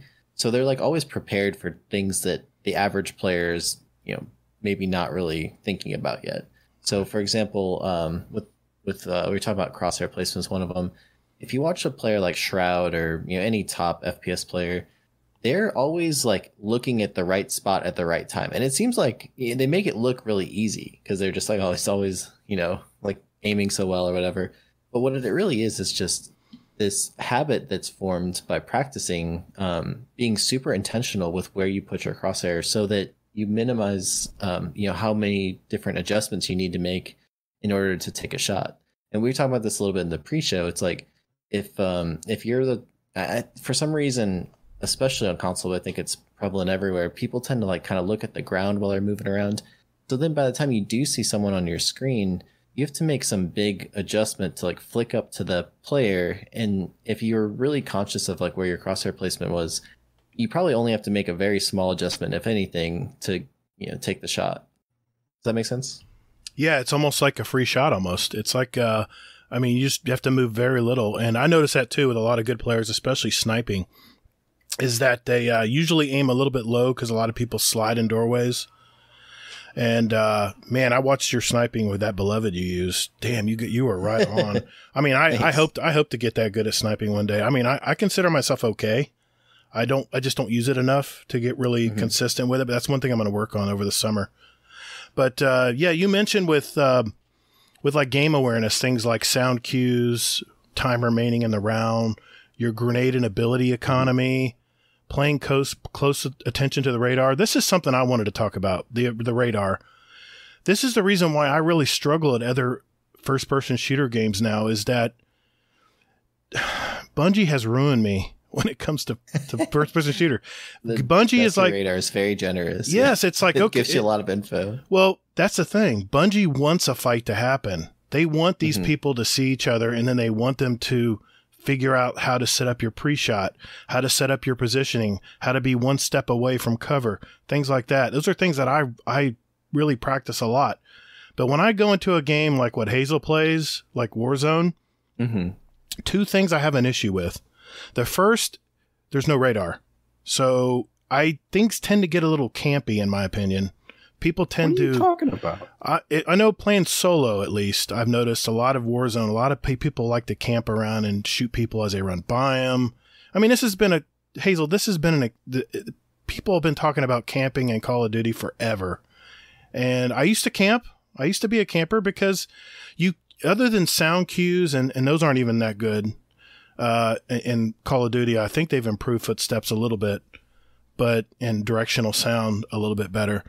But that's the problem. I really struggle. That and playing Battlefield games, I had a hard time picking up the enemy. I mean, actually seeing them clearly. And Destiny has perfected that.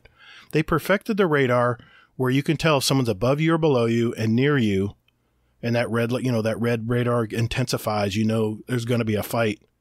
And then it just seems like when I play games that don't have radar anymore, that I'm having to rely on those UAVs all the time, and those only last for seconds.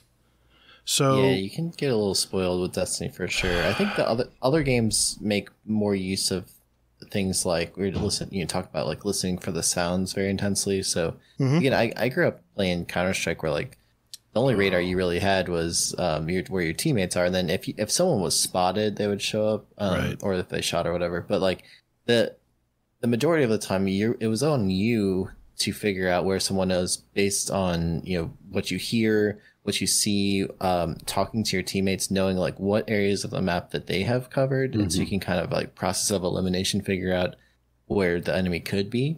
Right. And I think unfortunately in Destiny, a lot of those skills aren't really trained because the radar gives you so much information that it's like I think it's a weak spot that a lot of players have. It's really ruined me. I mean, they have totally spoiled me in Crucible. That when I play these other games, I really struggle now. And that's the reason I don't play a lot of Warzone, Hazel, is because I tried playing it and it was so hard to pick up enemies. But little tips like you talk about your crosshair placement and your pre-aiming and sound cues and stuff like you mentioned. And you talked about peeker's advantage. What exactly does that mean when you say peeker's advantage? Yeah, so peeker's advantage is basically an effect that happens by playing online games with the way the netcode works, where if you're holding a particular angle, I'm trying to think of a good example. Like, on Javelin, the A point where there's the outside. So let's say that you're holding that particular doorway and you're like watching for me. If I was to go slide in there real quick, there's a few frames where the way that the netcode works, and this is especially prevalent in some other games, but it kind of just each game has its own netcode. I'll actually see you by being the one who peeks into the lane a little faster than you see me. That's one of the things I try to demo in one of my videos. It's some games have a really bad case of peeker's advantage, and some games it's not that bad. But it's something to always be aware of, and it's really especially prevalent in Destiny at higher level plays where you'll have teams basically using that effect together, where they'll like literally slide peek a lane 2 or 3 people deep at the same time, and so all of a sudden like you're holding a lane. Not only do they have the peeker's advantage, but they're also going to outnumber you because they slide a particular angle together, right? And you're pretty much dead at that point. You're not getting out of that one. Yeah, it's like I said, on other shooters other than Destiny, I really struggle with that stuff. But that was a big deal in Battlefield because there were dedicated servers in Battlefield, but netcode was sometimes a little spaghetti. And if people who were able to aim down the sights and scan areas and of course mark people, of course that was a secondary benefit, seem to have the advantage where people that just run all the time and don't stop and consider where they're going. That's one thing you mentioned too in this video is knowing your lanes of fire when you're moving around the map. Can you expand on that a little bit? Yeah, so actually this is funny. On my most recent stream, we did a little bit of gameplay reviews, a new thing I was kind of testing out where I had people go into my Discord and upload video of them playing, survival or trials or whatever. And I would review it and just kind of give my thoughts on it, see if there's any pointers I could give them. And I remember specifically one match, there was this guy who he kept getting sniped from these lanes that he just was like not aware that there could be a sniper there. Right. And it happened like 3 or 4 times, I think, in the one like video that he had uploaded, where it's just like he was worried about one angle, and then there's a guy 90 degrees who he was completely exposed to. You could see the sniper glint in the replay, but for him at the time, he just wasn't really aware of it. And that's just something I think a lot of new players who don't have really good map awareness fall into that trap, because it's like they're so focused on the area that they're looking at, but they don't realize that there's different lanes that someone could be shooting them in, and they don't even realize. And it happens to everyone. I mean, it happens to me too sometimes, but it's like, it's one of those things that I think it just comes with experience and really knowing the maps well. Getting those reps in, getting that map down. Mm-hmm. Yeah. Yeah. I find that a lot of players who maybe, how shall I say this? Let's just say maybe their kill death ratio isn't the best when they play Crucible. They tend to run a lot. And the problem is, when you run a lot, unless you have a plan when you're getting to a certain area you know is going to be hot, a lot of people will run. And then by the time they stop running, they make the motion of stop running and then start to pull their gun up. It's too late. Yeah. So I tend to play more cover shooter. I'm very much like, not Pattycakes, but Cool Guy. I like his style of play. He's a one shot out of cover type player. I mean, don't get me wrong. He moves too, but I relate to his gameplay a lot more than probably Pattycakes. Pattycakes just does everything. But I noticed that with you too, is you tend to be very aggressive when you play, and especially sniping and stuff. And yeah, I'm a pretty aggressive player, I'd say. One thing that helps a lot is you'll find me sliding almost constantly. Like anytime that there's an angle that I want to peek, I'll typically slide into it, where I'll slide one way and then whip my mouse the other way, so that I end up sliding like kind of horizontal to the way that I'm peeking, or perpendicular to the way that I'm actually looking. Sure. And that way you can kind of get that slide effect where you're harder to hit as you come around a corner, but then you're looking the correct way. I think what you're talking about with running, a lot of people just kind of run out in the open, and then by the time they realize someone's there, that their guy's already hit them a couple times, and it's real hard to win that fight. But if you run out by sliding out and looking at whatever direction you need to be paying attention to, you can sometimes, you can actually take advantage of that peeker's advantage instead, and you're the one who has the upper hand. Yeah, I noticed that in Call of Duty too. A lot of people who just run around, and you always are going to, what's the one thing I was learning in Call of Duty? People who are stationary and covering a zone or a lane of fire always have the advantage for people who are just running and just being aggressive. And especially with Call of Duty, where you don't have radar, and it's a lot harder to pick people up fast enough. And the time to kill, and that's so fast. You get melted in the Call of Duty. Oh, it's frustrating sometimes. But I notice when I get tilted, I tend to be more aggressive and run in areas, and my KD goes to crap. And I realize I've got to play my game style. I've got to play my style. I know what I'm good at when I play Crucible. And when I get away from that and start just running at people just to get, well, let's face it, I was trying to get kills to get my Solstice armor. I had to get so many, I don't know, solar kills or whatever kills for the armor. I was like, you know what? I'm just going to run in there and just start spraying. And man, those games were horrible, especially on PC. They'll punish you. I don't know if you guys have noticed this. I swear there's a special effect in Destiny that when you need to get something specific done, it becomes the hardest thing in the game, and it gets so tilting. It's like they haven't figured out, or like if you need X number of I'll use a hand cannon all day long, but it's like as soon as you need X number of hand cannon kills or something, it's like the game just works against you. It's in your head. Yeah. Yeah. You start overthinking it. Yeah. I just thought it was a very good. I just thought it was a very good video, and it was very different from a lot of videos I've seen on YouTube as far as Crucible or actually playing first-person shooters. Is there anything you wanted to add or ask him about this video, Hazel? Not really. I did want to give him a big thanks, though, because thanks to him, I mean, with the pre-aim, that video is what helped me get my first solo win in Warzone. That's awesome. So I was just like, I went in with the sole intent of aiming for heads instead of like, I usually aim at center mass. So and then it's like a, luck of the draw if I end up getting like enough recoil to get headshots or not. So, but it's all intentionality, I think.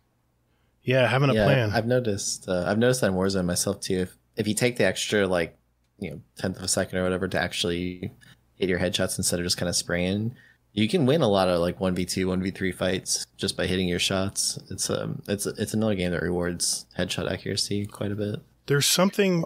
Yeah. Go ahead, Hazel. Oh, I was going to say, I was just agreeing with him that, that really does, reward headshots. There's a weird feeling when you're 1v1ing somebody. If you can just not worry about your movement and just concentrate on that shot, it's just a mindset you have to have when you're getting into a gunfight. I used to do it all the time in Battlefield, and I would win so many battles because I was just worried about getting to that head. Even if it meant my auto rifle, whatever I was using, I can get up. I would move up the body to the head. Just having that mindset when you're at the moment of firing your gun and aiming down the sight made a lot of difference. And if I was just thinking, okay, what's around me? I was so distracted, and then started panic shooting, where you start firing. Have you ever done this where you start firing and you actually fire a circle around the person? You ever done that? I'll watch myself do that. At some point, yeah. Well, it's a controller issue, but you'll actually fire everywhere around the person, their whole outline, and then realize, run. You know what I'm saying? That's exactly. But if you can really think about when you're firing your gun to really center your shots, and even stop firing and recollect yourself for that split second, it makes so much difference. It does. Even, I notice I catch myself pretty often, like, especially on like longer streams where I'm kind of tired and not really paying that much attention.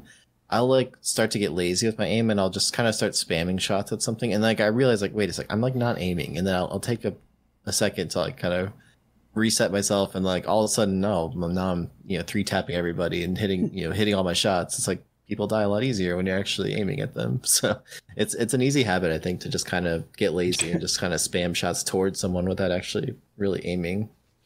Well, it was a great video. I appreciate you putting it out there because just, some of these things I already know, but it's just good to hear them again.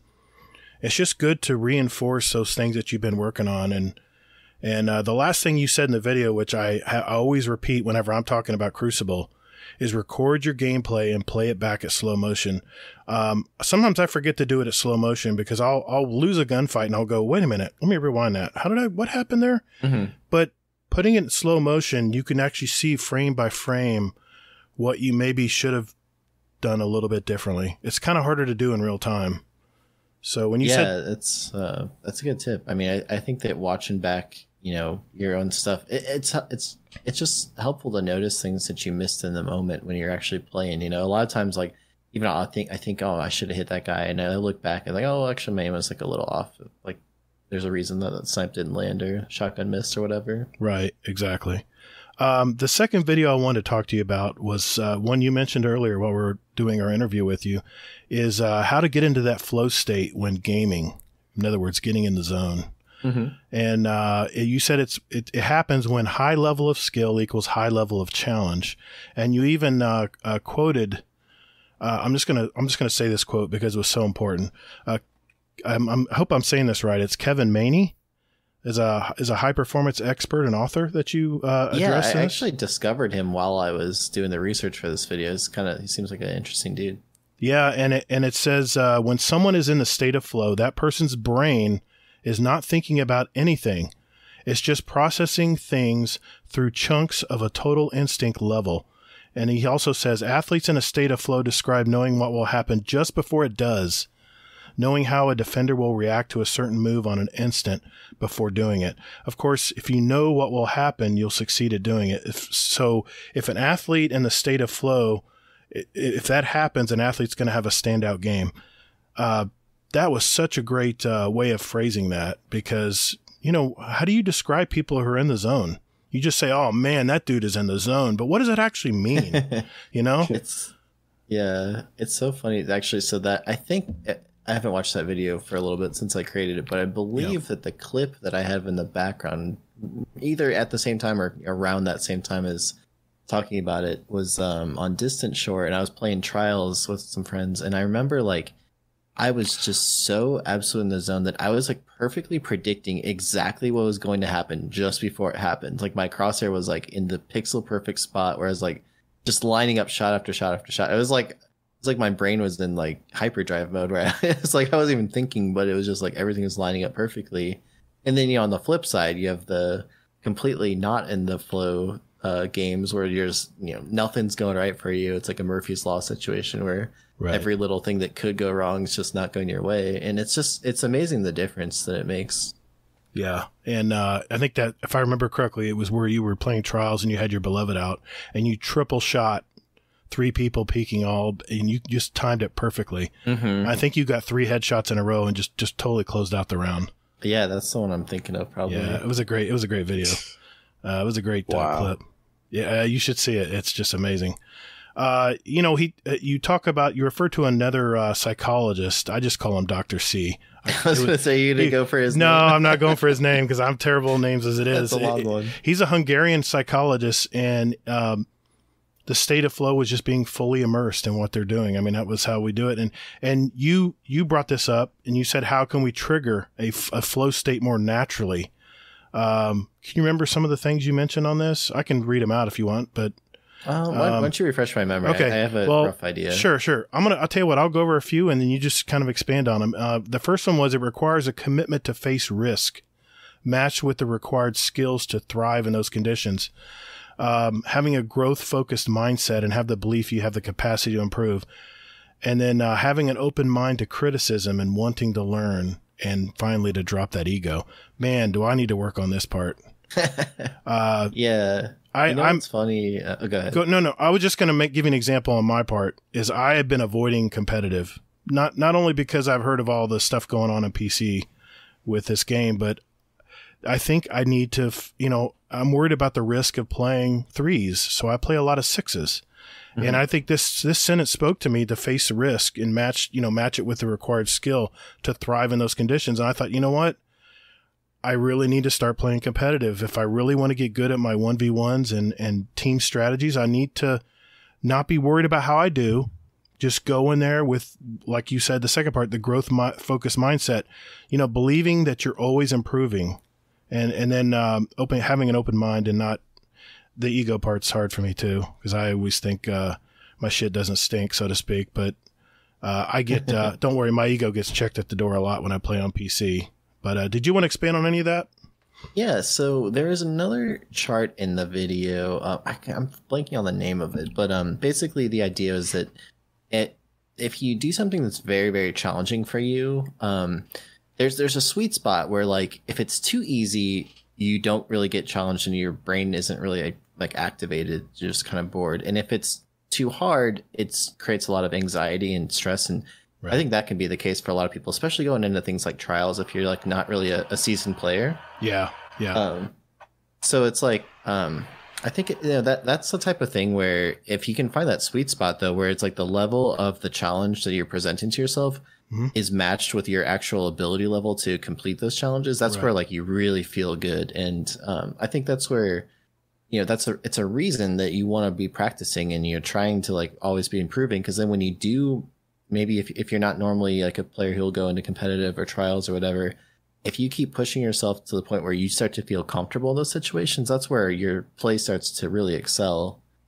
For me lately, that's like I've been doing a lot more 3v3 scrims and like against some of the best players in the game, and the first day that I got back into it, I hadn't done it for a long time. It was pretty intimidating. I was like, oh man, I know a lot of these guys are like some of the better players around, and it was pretty tough. I was struggling a little, but it's like I kept at it, and night after night I kept practicing with it, and I was like slowly start to feel myself getting a little bit better, a little bit more confident. It's like over time you can start to make some of those plays that you're a little bit nervous to try when you first start out. That makes perfect sense, man. I just need to start working on that. And I've even thought of this, Hazel. I've even thought about I need to get out of my comfort zone and start playing some Call of Duty again, and start jumping in with games with you guys and starting to drink. There you go. See, every time I say I'm going to play something other than Destiny as a drinking game. Go ahead. Yeah.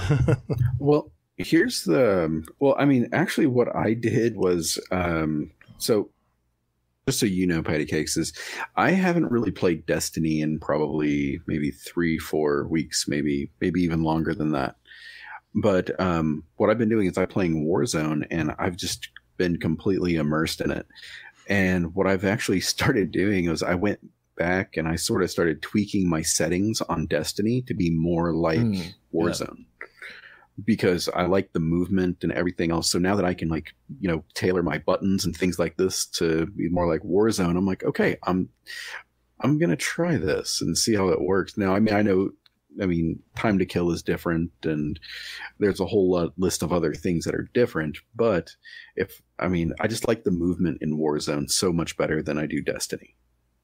Yeah, I think it's smart for you to try to match things. That's something I recommend too. In fact, I used to have a different sensitivity for different games. And with a mouse, you can usually pretty closely match it between games. And so that's one thing I do now is I actually try to use a universal sensitivity where I use the same sensitivity in Counter-Strike, Destiny, Overwatch, Valorant, Warzone, whatever I'm playing. I try to make it so it feels like the FOV and the sensitivity are as close as I can. To be the same, and then also I do the same thing with my keybinds. I try to match it between game to game as closely as possible, so that I'm not having to relearn what I'm doing, and it just makes it so much easier to jump back and forth between different games. Yeah, exactly. That's a good tip. I think the main thing I got out from this video, and this is to all of my friends out there who like Crucible, but they're maybe got work to do, maybe they want to improve, is just knowing that there's continuous improvement is key. I mean, that knowing that you're going to make incremental steps and you're not going to go out there and just start popping heads as soon as you jump in the game. There's going to be a learning experience. And if you embrace that learning experience and realize that you're not limited, a lot of guys will say, well, I'm just so old. I realize I'm not going to get any better than this. I think that's bullshit. Excuse my French, but I think if you do anything and you really work toward it and just know that you're continually improving on something, and you mentioned things that top performers do, like they meditate, and you mentioned an Oak meditation app for smartphones and how doing it every morning, before you do anything is good. And another thing you did mention too is, I know I'm rambling a little bit here, but I'm making sure we get all the points in here that I pulled out of this video. The thing that I needed to work on too with this was completely focusing on the task at hand, not having distractions. The one thing I'm really bad at, and you called it attentional bandwidth, and that, just hearing sounds, our brain can only process so much bandwidth. And that if you're doing anything else, whether it's checking your phone or like me having a stream on another monitor and always looking back and forth, or even hearing the audio from someone streaming while I'm trying to play Crucible, it really does make a difference. And you say even for 15 or 30 minutes, just not check your phone, jump in those 2 or 3 games of Crucible and focus on what you want to try to work on. Yeah, absolutely. It's ironically, I think that's one of the reasons I find streaming and playing well pretty tough, is that you're doing the opposite of that usually when you're focusing, on what the live chat is saying and making sure your video and audio all sounds and looks good, and then you're also trying to play the game. It's like your brain's very distracted. And on the flip side, if you can just get a little bit of activation, a little bit of music that you're maybe really into, that's ideally not vocals, more kind of or vocals that aren't distracting, right? And just listen to that while you're playing. Man, you can just do some incredible things. And I want to also underline one of the points you said a minute ago about just continuous improvement, that it's even if you feel like you're really bad right now, if just, a few days of every week, you just focus on trying to play, the most challenging things that you can, you're going to slowly get better and better and better. And before too long, you're going to be a lot better than you were when you started. Well, I thought it was a great video, and you said your best friend who was in psychology, you guys did a lot of research on that video, and you could see it. You guys put a lot of time into that video. How long do you think that? Fun one to make. How long do you think that took to make? Oh man, we went back and forth just on the script and all the research for a good week before I even tried to start formulating it. And then all the video editing and stuff took quite a bit of time beyond that. So yeah, it was many hours. I'm not sure exactly. I'd say probably at least probably 60 to 100, I would guess. That's crazy, man. That's a lot of work. Well, thank you for putting it out there. Yeah, no problem. That was a really good video. I heard that loud and clear, man. It really made me change the way I think about playing Crucible. So I left the best video for last because I'm sure Mr. Admiral Nips will agree. I am one salty ass person when it comes to playing Crucible. And I wanted to end on this video because I think this is where we could all really work on this part. I think we all still have, we all, at some level anyway. The one thing I love watching Pattycakes or you or Ascendant Nomad or especially Cool Guy, he will sit there and be the coolest dude, no pun intended, while playing. He'll sit there and make a live video and commentate on exactly his thought processes as he's playing. And it's so cool hearing him actually talk about, I'm not trying to promote Cool Guy all night, but he just one I really connect with as far as my style of play. He and Cammy are both excellent at like talking and thinking. It's one of the styles I've always wanted to try, but I haven't really done too much of it. I got a long way to go, brother. This video was called How to Avoid Tilt and Be a Happier Gamer out there playing first-person shooters. And you said there was a 2-part strategy when you did this. The one was prevention. Basically, you had an analogy of lengthening the fuse before you pop, kind of thing. Mm-hmm. And then treatment, which you said was creating a routine on how to deal with tilt when you know you're in it. That's pretty self-explanatory, I guess. Yeah. Well, okay. Well, let's get into preventions because you really had some insight on prevention here. You're a Tony Robbins fan, which I am too, by the way. I listened to him when I was very young, and I think the problem I have, and probably a lot of players have when it comes to playing any kind of first-person shooter, is setting their expectations to meet the reality of what's going on around them. Like, I'm going to play hard and do the best I can. Or something like you want to say to yourself would be, I'm going to work on what I've been practicing this week. And the thing you said was you can't control matchmaking. You can't control random gunfights. You can't control what the blueberries are going to do on your team. And you certainly can't overcome overpowered abilities, stuff that's broken in the game, or, God forbid, like Battlefield, bad netcode. You want to expand on that a little? Yeah, I mean...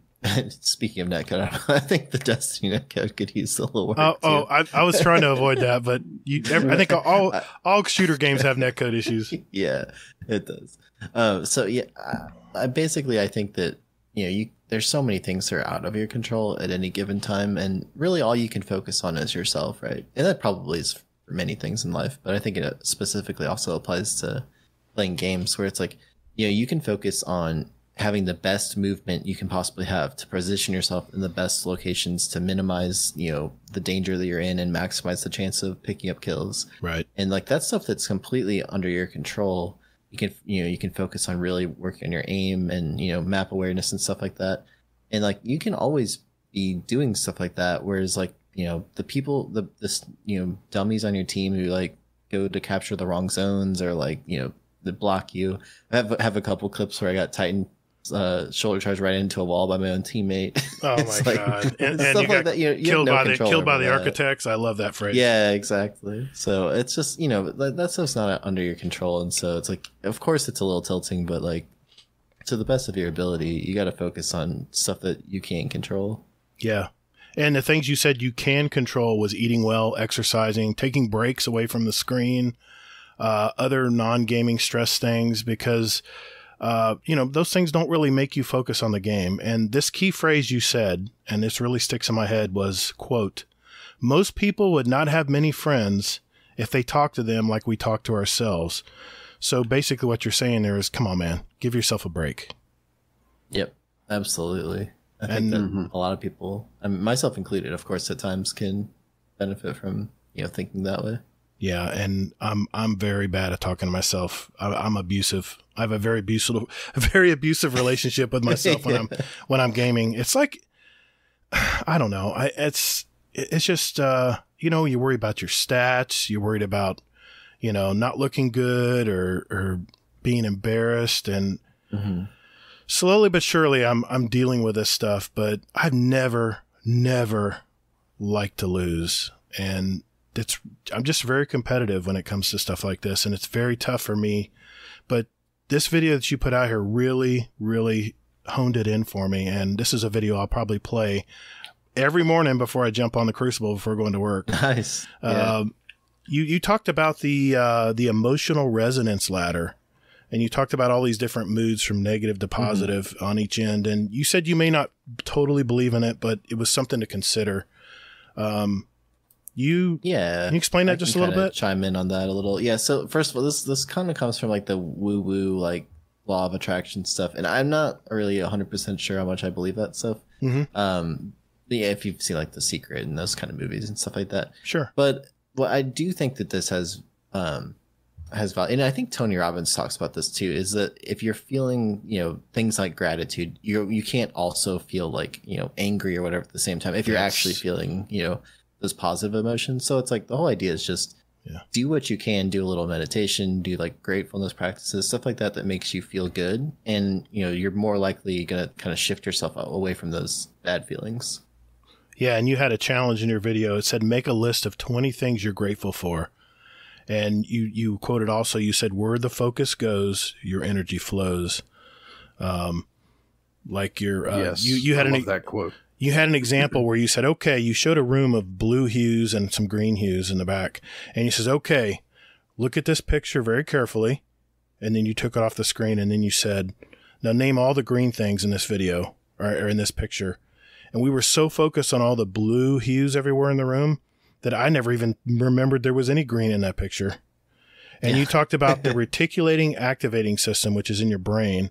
It kind of explains what's going on in that above example. You know, when you buy a new car and all of a sudden you see that car everywhere around town, how that's your brain trying to, I guess, focus on the one thing that you're focusing on, where that energy went, That's really interesting. We kind of I also briefly talked with my friend about that when we were doing that other video that we were just talking about previously. And I'm not a psychologist. I don't claim to understand all this fancy stuff.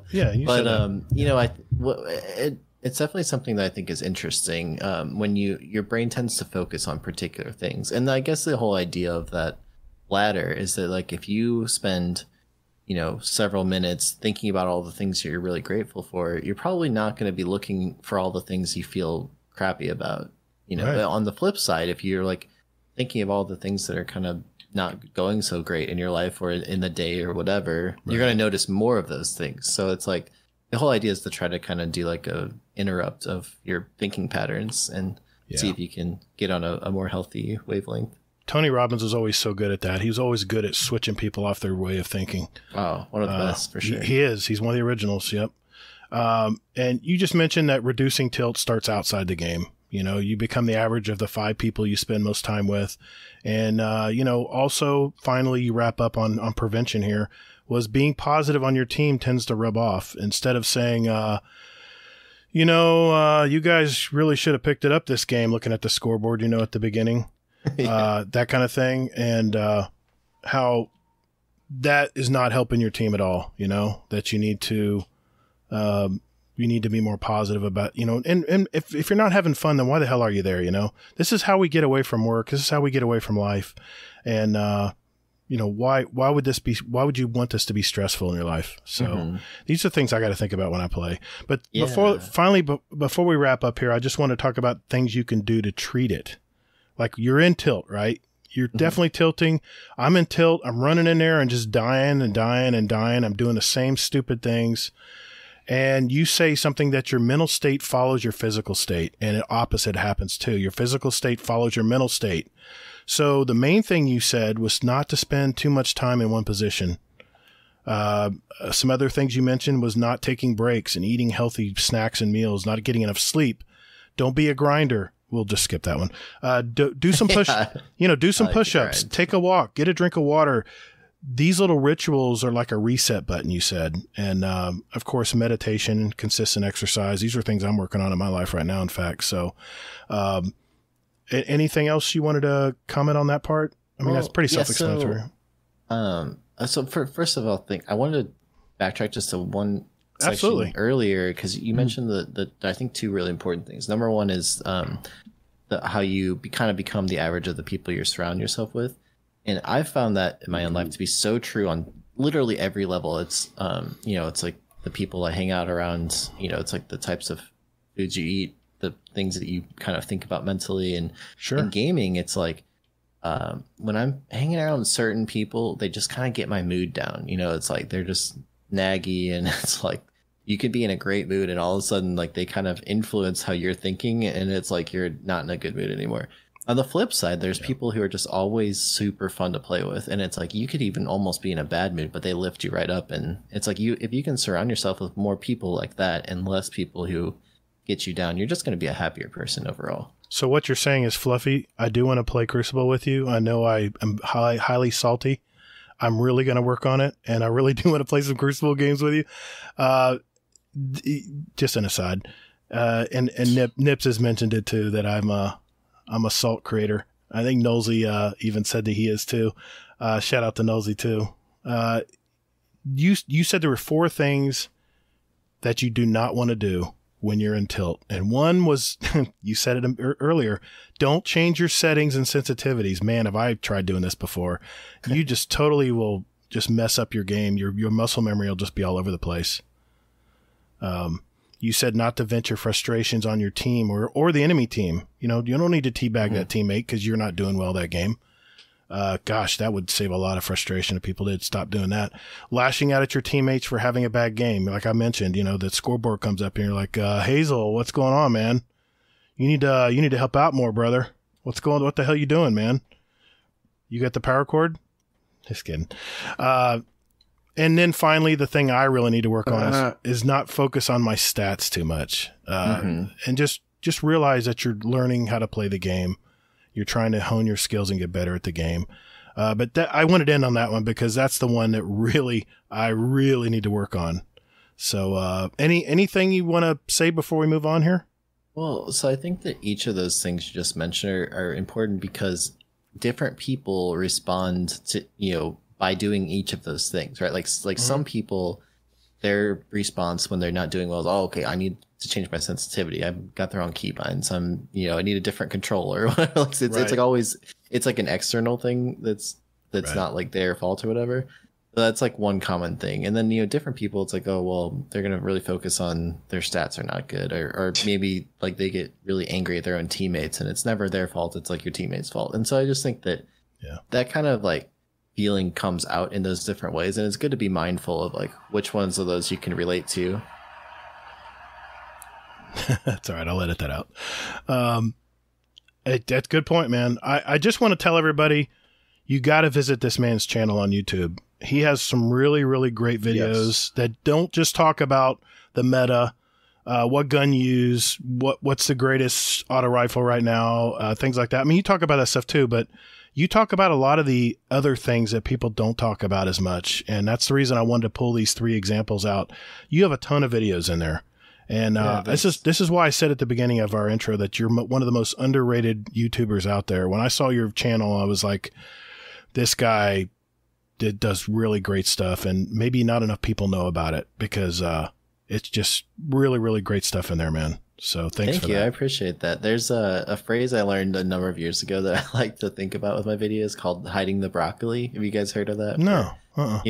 So like if you want a kid to eat broccoli, you gotta like cover it in like cheese or something, to make it taste good. So I try to do that with my videos, and there's certain ones, especially like that tilt video we were just talking about, where like I try to like give you the stuff that you want, like the best builds and like, how to improve XYZ. But I also try to sneak in like the stuff that'll actually help you, not just in gaming, but hopefully maybe it'll help you in other parts of your life too. Well, exactly. That's kind of what I'm all about. Exactly. Everyone wants to know about the gnawing hunger and the cold denial, but these other things are, I think, even more important than that because metas change all the time. But this is bedrock. I mean, this is stuff you need to know if you're ever going to want to be successful playing multiplayer games, especially shooters. Mm-hmm. So life. Absolutely. Absolutely. This pertains to all areas. And that's why I wanted to mention it tonight. I mean, I didn't want to just mention, okay, on Javelin 4, if we're going from the rock wall out to, you know what I'm saying? We can talk strategies and stuff all the time, and that stuff tends to change too. But I would just want to make sure we covered a lot of these things that really had an impact on my gameplay. Just little things that people don't always think about. So thanks for that, man. That's cool. I'm really happy to hear that that made an impact. I love getting messages like that. People send me messages on, Twitch and Discord and YouTube and all over the place saying that, the XYZ video like that really impacts them. And it's pretty much the ones that you mentioned tonight. It's like the ones that go a little deeper than just like the, Right. This roll's the best one or whatever. I mean, I could have pulled up an auto rifle video tonight and talked about stats and stuff, but I think there's plenty of podcasts out there that do that already. So I wanted to talk about a lot of the little things that maybe people don't talk about as much. So Yeah, I appreciate it. Well, Hazel, I believe it's that time of the night, man. We got some really great community questions tonight. What do you think? Yeah. Yeah, everybody showed up. Man, they did. Okay, we got a lot to go through, so let's get to that right after this.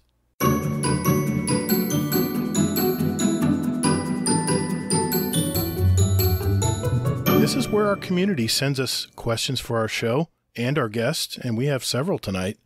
But I want to start out with, we got a speak pipe question from our good old Uncle Scumdeath. So we're going to hear that first. Hey everybody, it's your uncle here. I have a question for Pattycakes. Does backwards compatibility on the new consoles mean anything to you? Are you not bothered? Or I personally would like to play PS3 games on the new PS5. So I've just found a shit ton of them in the loft. So without having to buy a PS3 again, that would be perfect. But it's not looking viable at the minute on PlayStation. So yeah, would you? Is that something you're bothered with? Sorry, I'm rambling. Right, love ya. Bye. Thanks for that, Uncle Scumdeath. Good to see you're moving into a new place now, and dude, we're very happy for you, man. Well, Mr. Pattycakes, you heard it. What do you think? Well, so Yes. yeah, obviously I don't play a whole lot of console these days, but I do miss some of the, I guess, Xbox 360 games. It'd be kind of fun to hop back in. The ones that kind of like, I don't know, maybe they're available now, but I miss playing some of the NHL games. I'm a big hockey fan, and I used to love playing some of the old games with my roommate back in college, and so I could see myself maybe trying some of those at some point if there was some backwards compatibility going on. Yeah, I know the question wasn't addressed to us, Hazel, but what do you think about that? If they went backwards compatible all the way to PS3? Yeah, I think I read today or yesterday that they're only going back to PS4. I know. I didn't want to tell them. I didn't have the heart. Yeah, sorry to be the bearer of bad news there. I'm looking at so But, many PS3 games on my wall right now I'd love to play.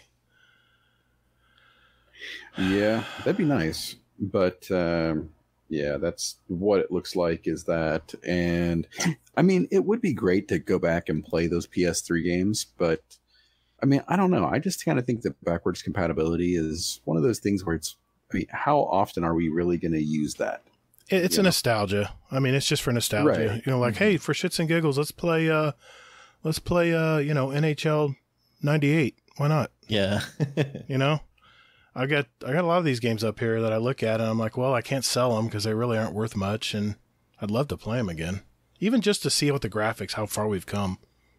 But anyway, I'm thanks for curious from you guys. Do you guys play Destiny on like the disc in your console, or do you have it downloaded directly? Hazel. I have it downloaded directly. I haven't bought a disc and I don't know when. Yeah, That's what I was just wondering. it's all digital on my end too. I'm the same. My PCs for like the last 5 years literally don't even have a device to read a disc. So I'm in the full digital world too. But I was just curious what's common these days. The problem with disc is you would end up downloading most of the game anyway onto your hard drive anyway. So It's almost just a code to activate it. it's just a boot up disk. It's all it was. It was just to get you to the start screen, and then it would switch over to the hard drive. Once you realize they were installing most of the game, you know, when you look at the requirements on the back of the disc box and it said you need 50 gigs for this game or something. I don't know what, it was a lot less back then, but you know what I mean. You're like, well, this is the whole game basically. Why am I buying the disc? I'll just download it from the PlayStation store, you know. Anyway, yeah, good question. See, that was never my motivation though with No? buying digital. No, my motivation was just that I was lazy and I didn't want to have to like get up and switch discs. Yeah, me too. I hated going to GameStop. It was getting old. And I'd have to go in there and go, yeah, my son's looking for this game. Destiny? You guys got that one? I don't know much about it. I was just curious. And you got the probably the dude who was probably too old to work there was behind the counter going, yeah, we got that. Anyway, they always wore fedoras and had feathers in her hat. It's just What? weird. Yeah, the guy at my GameStop, he was a cool dude too. What fucking GameStop? He would wear, I swear, he'd wear a fedora and he'd have a little feather in his cap. And I'm like, okay, I get you, man. I get you. You do? You get that? Well, I kind of got where he's coming from. He's a little quirky. Anyway. All right. Let's get on to some questions. Moving on so we can dig Gator out of a hole here. Please. So, let's see here. So, from Gator's Music Bud. Patent pending. I'm trying to see. I was trying to see what it said here. Yeah, patent pending. Who's the best gamer in the Discord, and why is it Bunsen? This is, I believe, coming from my friend Zoltoid, who's a regular of my community Discord. So we have this challenge especially for PC players, called AIM Challenge. It's a Discord channel where everyone uses Kovacs FPS aim trainer. I don't know, have you guys seen that? Yeah. Kamikaze uses it. Yeah. So it's a really great way to train your aim, and I have quite a few videos covering that, and also I use it regularly. And so Bunsen, referred to here, has some of the most ridiculous scores in the server on some of that. So I'm chasing him on a couple. I'm getting close on a few of them, but he's got me beat by a few points on a lot of them. So he's pretty good.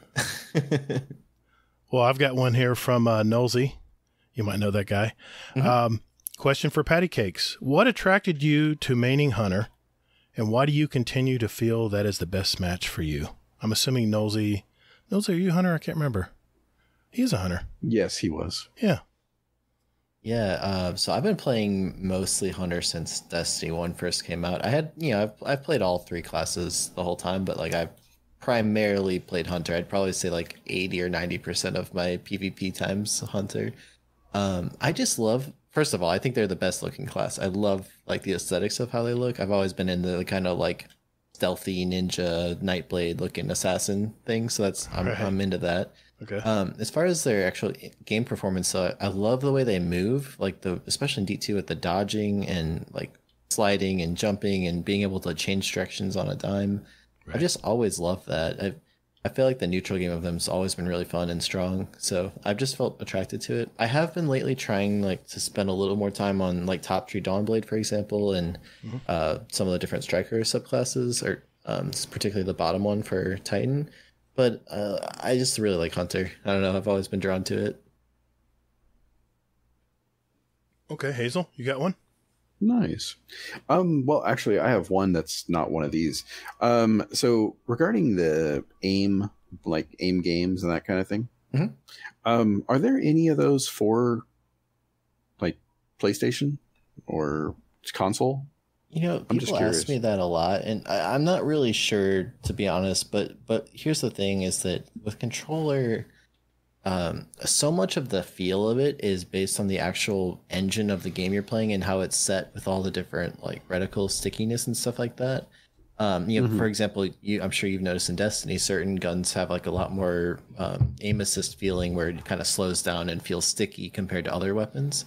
And so I think it's really hard to replicate that type of a thing in an aim trainer, since it's like so game specific, if that makes sense. Whereas like if you're just training your mouse on PC, like while there is like aim assists on PC as well in Destiny, like the raw clicking on this pixel or whatever can feel pretty similar from game to game.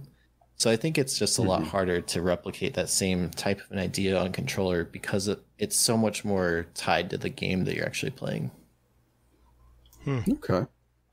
Nice. Well, thank you. I was curious. I mean, yeah, I think some of them do support controller though, but it's like I just don't know. I'm not sure how useful it would be. Maybe it is worth using, but as far as I can, think about it, I don't know that it's as valuable maybe as doing the same type of training on a mouse. Okay.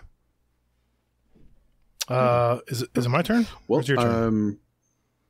I'll ask my legit question now. So, All right. So we'll hit this one up.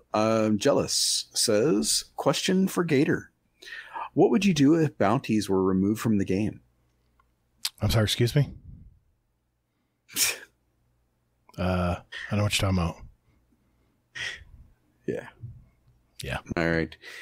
Yeah. So Pattycakes Gator loved Season of the Bounties. So he's all about the bounties. So. Yeah. Okay. You know what? We have Jealous here. He has one. He has a throwback question here. I think you guys can answer this. It's 2018, and you just watched the new trailer. You see the Guardians slide and switch between two shotguns. What is your reaction? Pattycakes, what do you think, man? In 2018, so we're talking about going into Destiny 2, I assume. This 2018 would be... Right. That's 2 years ago. Yeah, so, where they... yeah, okay. Yeah, I mean... I like... Okay, so I like the system we have now with, you know, where you can put double sniper, triple sniper, double shotgun, whatever. I think the problem I have sometimes, I wish it was somehow more customizable where you're like you could like use weapons in either slot. Like for example, like what if I wanted to run like Last Word and Dire Promise together, which are both kinetic? Like I've always kind of like wished I could do that, or maybe like two energy weapons. And I understand like for PvE balance, maybe that would be like overpowered or something where you could have two different elements, but Right. For PvP purposes, like it's frustrating sometimes. Like, what if my favorite sniper is like the Supremacy in the kinetic slot, but I want to use it with Dire Promise? Like, you can't do that. And so I've always kind of just wished that there was some way you could like, you know, use what like literally use whatever you wanted in the slot, aside from heavy, of course, which would be kind of a nightmare with triple heavy. I don't know how they do that. Jortwings loves using 3 shotguns in Gambit. Mm-hmm. It's crazy, man. Yeah, it's a lot of special and heavy, I guess, right? Yeah. Hazel, what do you think, man? I think I was optimistic because I was waiting. I'm like, okay, you know, let's see where this goes. You know, this could be really cool, I think. And then we found out otherwise. But yeah. Well, the thing I hate about the double special weapons is they split the ammo between the two. I wish there was a way we could weight one to get more ammo than the other. If I'm holding like a sniper and a shotgun, which a lot of people play that way, you always feel like you have to have a primary because there's no lonelier feeling than being out of sniper and shotgun and have got a whole team running at you at full speed because they know you're out of ammo. No, you're on an island and you're never going to come back. So I feel you always have to have a pulse rifle or even a sidearm that carries kinetic. And when I first saw it, I thought it was cool, but I was never intending on playing that way because I realized they were going to limit the special ammo. So, yeah, good question, Jealous. Hazel, why don't you grab another one? All right. We will go with... I believe that Pattycakes already answered this, but we'll go with Gator and myself here. So, Uncle Scumdeath, question for the show. I've always liked tanky characters, and I think it comes from always being the warrior in Gauntlet, the arcade game. That is why I play as Titan main in Destiny. What drew you to being the Destiny character that you chose as your main? Pattycakes? Yes, I mean, I guess kind of what I said earlier is like I love the aesthetic of the Hunter. I think it's like really, you know, I tend to gravitate towards that in any game. Like in Elder Scrolls Online, for example, I like to play like a Nightblade with the kind of stealthy, you know, backstabby thing. I've always been into that play style. I think it kind of speaks to me for some reason. And so I'd say that, you know, something about that. I remember specifically in Destiny 1, the day I decided to actually truly main a Hunter, because I had been kind of playing around with the different ones, I saw someone in PvP pop the Arcblade super for the first time and get like 8 kills, and I was like, what is that guy using? I need to figure out how to play that. Right. If you remember, that was, you couldn't play it right away. You had to get to like level 16 or something to unlock it. And so I hadn't gotten there yet on my Hunter because I kept switching back and forth trying to figure out which one I really wanted to stick with. And when I saw that, I was like, okay, I'm sold. I'm Hunter now. God, that new Destiny smell, I miss that smell. Mm-hmm. Hazel, What about you, man? Why do you play Titan? Well, I mean, I think originally I started off as Warlock. Good choice. And I hated the jump, so I just went ahead and just was like, no, I can't do this. You got to blink. And man. then I tried Hunter, and I didn't like the jump either. And then I was like, all right, let me try the Titan. And I fell in love instantly. And then also with just the shoulder charge and just, no, come on, it's a Titan. Yeah, I play all three, and when I play my Titan, it's so freeing. You just glide across the map. It is a nice feeling to be able to do that. I play Warlock because when I play Crucible, I like being not tricky. I like to be a pain in the ass when I'm playing against another team. I want to stay alive for the longest time I can. And eventually, the team usually collapses, and then I'm screwed. But that's the reason I like Warlocks, because Warlocks are knowledgeable about the maps. They're always thinking about strategy and how to play certain encounters, and that's the reason I relate to a Warlock the most. I play the mental game, I guess. And yes, that damn floofy jump sucks, especially raiding. But I love blinking, though. Blinking, thank God we're the only one that blinks. Once hunters get their blink back, and they will, then we're going to be in trouble. But yeah, that's me. Do you have a comment there, Hazel? I smelled a comment coming. Oh, I just went, bleh. Okay, that's what I thought. That's what I thought. Quick question for Hazel from Jealous. What will it take for you to build a PC for gaming? What will it take?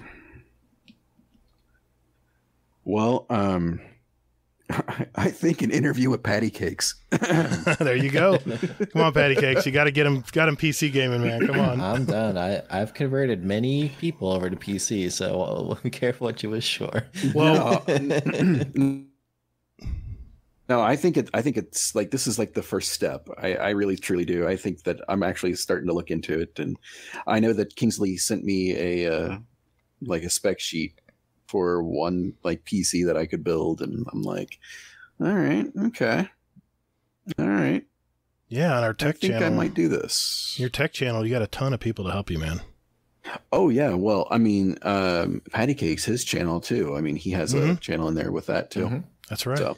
Yeah, those guys, they really helped me out, because I've been building my own PCs now for, I don't know, gosh, almost like 20 years or something. Really? And, yeah, but I hadn't done it for a while, so I was kind of like not sure about what's the most efficient thing here or there. And I recently rebuilt my streaming PC from new parts, and that group in there was really helpful. A lot of people helped me pick out the perfect parts to like kind of maximize performance for exactly what I was trying to do, and find good deals on stuff. And so they're very, very helpful. So it's a good resource for anyone trying to build a PC. Yeah, I mean, I think when people get the next gen consoles and they can get that FOV stretched out and get those frames, I think they're going to realize what we've been having fun with all along. So, yeah, I can't wait.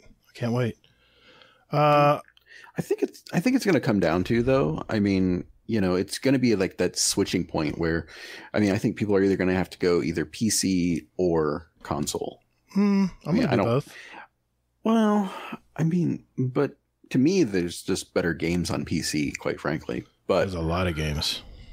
Yeah, but I don't know. I just kind of feel like a lot of people will either gravitate towards one or the other. And I think this next move, depending on when or if the prices ever, are released to the public, will decide, which way people are going to go.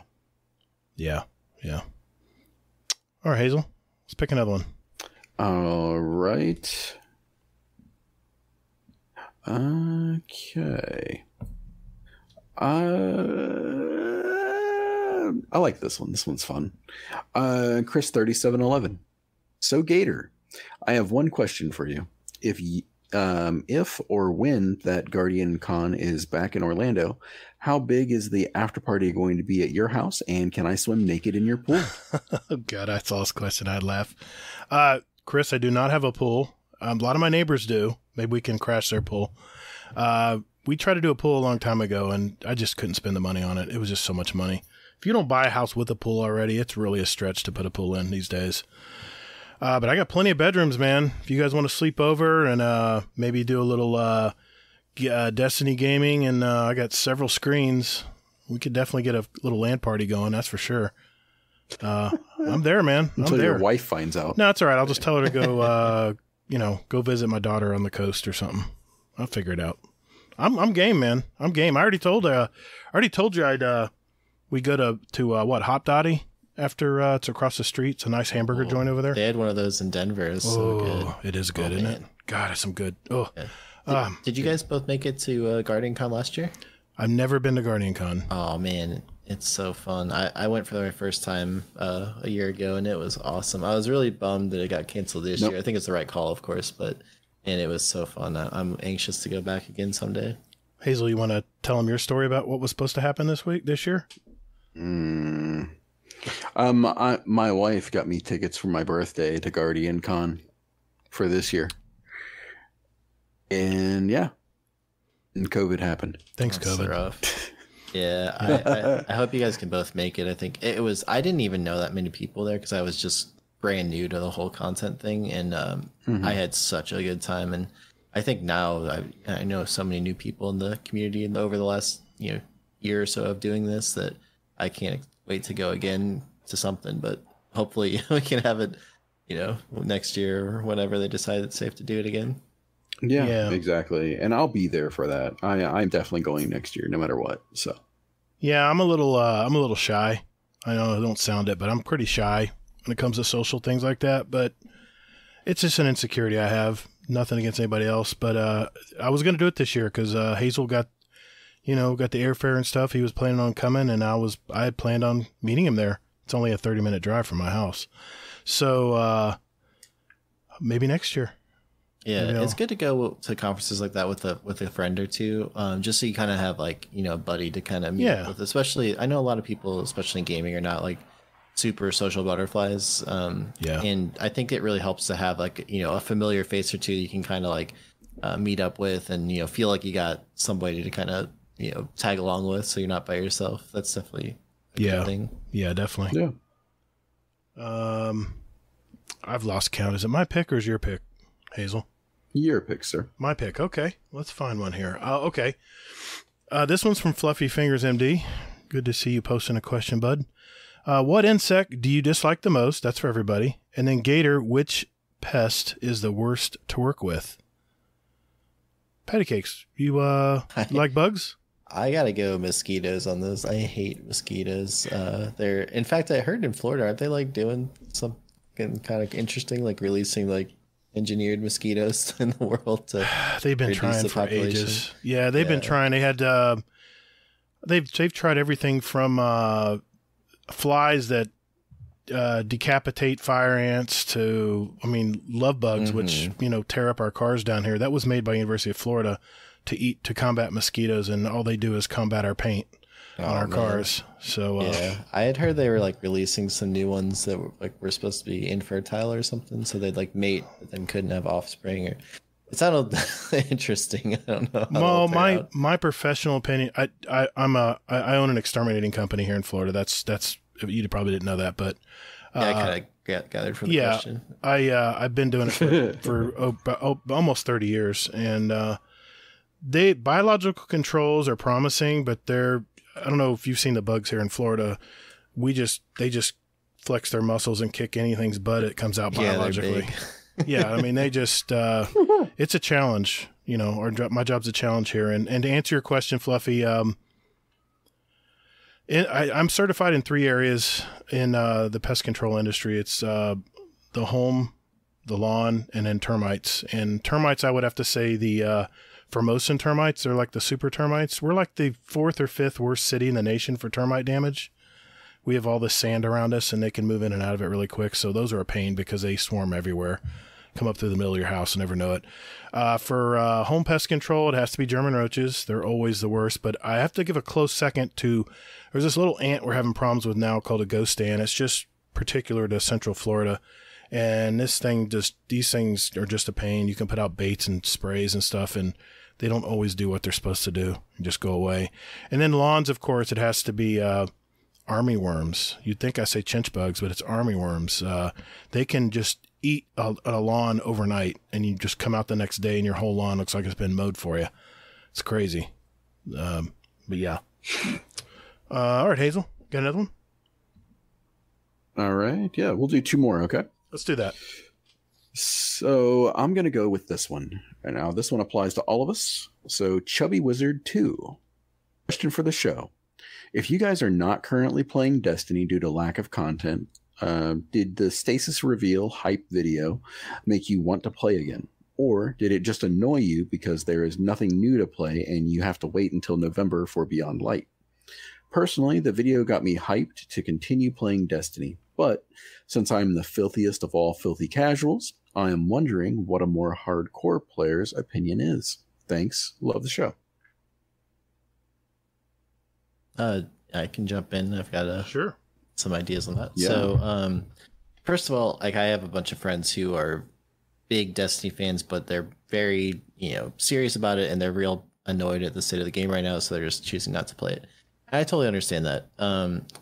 I guess with me currently, it's like I there's so much stuff to do in the game that I feel like I haven't done yet, and it just in terms of all the PvE stuff that I would like to accomplish with various titles and things to grind. And then on top of that, like, playing PvP, it's so repeatable. Like there's always new stuff to be working on, and especially getting more into like the private match scrims and stuff like that. So I feel like I don't play it as much as I'd even like to right now because I spend so much of my time, editing videos and stuff. Sure. At the same time, though, there's a lot of other cool games I'm really interested in. Like we talked about Warzone, I've been also really enjoying that. I really enjoyed, some MMOs like Elder Scrolls we talked about earlier too. And I would like to play more of those, especially kind of in this content lull, because I know when November rolls around, we're going to have a lot of stuff to be doing in Destiny. So I'm trying to kind of take advantage of this and, spread my wings a little into other games while I've got the chance. Yeah. Yeah, good point. Hazel, what's your opinion? I was kind of let down by the reveal, just because for what we're in now, it just sort of seems like, I just wanted a little bit more. I wanted some more something. I think we're going to need a Forsaken style or size change here. I mean, I keep talking about how this is where Destiny's going to pivot into the way they want to really. I feel like this whole last year was an acclimation period for Destiny. They don't have the big guys breathing down their necks to come out with certain content, form that they're used to doing. Now they can really decide what their players want to do. They can actually listen. This is one community that I think listens to the developers listen to their community closer than a lot of games out there. The early days of Call of Duty, they threw the game out there, and if there was something that was broken, they're just like, tough shit. Go play. So everyone would use the same gun forever. And, they've gotten better. It's becoming more of a live game atmosphere now, so they have to adapt, otherwise they're going to die. But for me, I kind of answered this question already. I'm going to work on getting my Triumph score to 100,000. That's a big milestone for me. I'm not like Lana. It has like 120,000. But did the video hype you though? I mean, what did you think about the video? That's what the question is. Know what you're doing. Well, he was also asking what we're going to do before Beyond Light to make it interesting, and I was excited. I like the customizability. I think we talked about this pretty in depth. Yeah, I mean, I'm hopeful, but like I mentioned, I think we're going to need a Forsaken size expansion here. When you remember when Forsaken came out, I remember looking at everything that we had to do, and then of course we had the raid race to try to get powered up to do the new raid in the Dreaming City. It was very stressful. So I'm taking this time now to kind of get some of these lagging or Triumph scores that I haven't really had time to do. Because face it, when the first season comes out, what's the first thing you're doing? Let's get our light level up. Let's get our power level up so we can play that end content, right? So now we're up there. We got our power level where we need it to be. Now let's just sit back and actually enjoy the game and not be so stressed to, have to do this every week, Mm-hmm. I think the thing I'm really missing for the reveal stuff is like, so when they dropped Forsaken, they had like the bits talking about like the dreaming city and stuff, and just seeing that is really what built my hype up. And I don't feel like I've like had that same feeling yet for this next thing. Like I'm excited for new content, but it's like I'm not like it's not like I can't wait for it right now. It's like I'm just kind of like I'm excited for when it comes out. So I think if they continue to drop some more trailers, more about like the new environments and like stuff to like do in the game, not just like the subclasses, I'm going to be a lot more excited for that. Yeah, exactly. Yeah, I agree. All right, I'm going to end on a light one here. This is from Gorilla Golf. What is something that excites you guys now that your younger self would make fun of you for doing or liking? Mine has to be yard work. Pattycakes, what do you think? Something comes to mind? I gotta think about this one for a second. So I mean, I feel like there's so many things. Like what? I mean, I really actually enjoy like the business aspects of running like a content creation little business here, because I've been self-employed now for like a decade almost, and when I was younger, I had just no interest in business at all. In fact, I remember in school there was like a class I could have gone to like for entrepreneurs who want to become engineers who want to become entrepreneurs. Right. And I was like, that's so dumb. Why would anyone want to do that? I just was like not into it. And now it's like I've been obsessed with it for the last 10 years. Like I just love talking about business and that kind of thing with people. So that's the first one that comes to mind for me. Okay. That's a good one. Hazel, what do you got? You got one you can think of? Yeah, actually banking money. Oh, that's what you do, Shit. man. Yeah, man. Yeah, my younger self would have been like, what the hell is up with this guy? But yeah, I mean, my younger self would want to kick this guy's ass now. For me, I've always dreamt of having my own business. My dad was self-employed. He was a builder, and I adored how he was his own boss and he had some independence, and it rubbed off on me. So as soon as I was able, and I've decided what I wanted to fall into doing, I love that. But I would say this is kind of petty, but I got to think about this question today, and I really couldn't come up with a good answer. But I'm going to say this. God, this is really going to make me sound old. Do you guys get excited when you go to the grocery store and you see a BOGO deal? I know this is off the wall, but as a kid, I would laugh at that stuff. But I actually look at our local grocery store ad now, and I'm like, okay, what's BOGO this week? And I know, man, I'm sorry. I can't think of anything any better, but it's so funny. I'm so fixated on, like, iced tea is BOGO this week. I got to make sure I get some, and things like that. I gotta get the good deal. Gotta stock up. I know my dad's the like ultimate version of that. He is the most thrifty grocery shop. He'll go to 4 grocery stores to save 30 cents on he's like really, really frugal with it. That's my wife. Yeah, I think I grew up almost the opposite of that, because seeing that I always thought was so funny. So I'm like kind of the other way with that kind of stuff, but it's just funny to me. Well, when you're young, you don't think about bills, you don't think about having to work, you don't think about a lot of things like that, and as you get older, you start these are little wins, Oh yeah. So it's a lame answer. I'm sorry, I don't have a good answer for it. Okay, but that's all I was thinking of it. That's all I could come up with tonight. What's the grocery store for you? Is it Kroger or something down in Florida? Publix. Publix, yeah. Oh, Publix. I love Publix. It's kind of not an upscale. It's not like it's not like a Goodings or something like that. It's not super high scale, but it's a nice grocery store. It's really nice. So I have a lot of family in Georgia, and so I've been there many times, and so I love Publix. So they're big in the Southeast, man. They're everywhere in Florida. I mean, we got them like in this area where I live. There's 4 Publix around me that are all within 10 minutes away. It's that crazy. So awesome. It's pretty neat. Hey, everybody, thanks for submitting your questions tonight. I know we didn't get to them all tonight, and we definitely will get to them next week if we don't tonight. Just want to remind you that we do put out a weekly tweet and a Discord announcement, usually stating who's going to be on our show and to submit questions. And don't let that stop you from just anytime you think of a question, throw it in our podcast questions channel in our Discord, and we'll pin it and save it for the next show. Okay, our final part of our show is where we pick 2 songs for our Guardian Down playlist on Spotify and iTunes. It's just a sample of what all of us here like to listen to. Kind of shows our personality a little bit, what our musical tastes are and stuff. And let's start with... before we get started, I just want to let everybody know we have 27 hours and 33 minutes of music and 388 songs representing all of us and our past guests for over a year now. So thank you all for that, all our past guests. So let me start with you, Mr. Pattycakes. Mm-hmm. What are your 2 songs and why did you pick them? So I think the ones we were going to go with were the first one was by my friend Andy Wood. He's a guy actually who I got to know through Destiny. He's a fantastic guitar player, and I've always been following his music, and it's kind of my hobby, as we talked about earlier.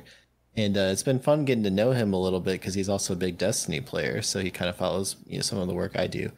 And cool. So I think the one I picked was a Lie. Is that the one we picked? I think so. I have it in front of me, but that's yes, really good.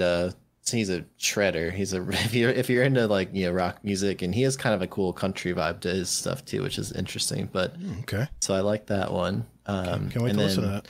Yeah, then the other one is another guy we mentioned earlier, John Petrucci's one of my favorite guitarists, and his band Dream Theater is probably my favorite band if I had to pick one band. So I picked one of their songs.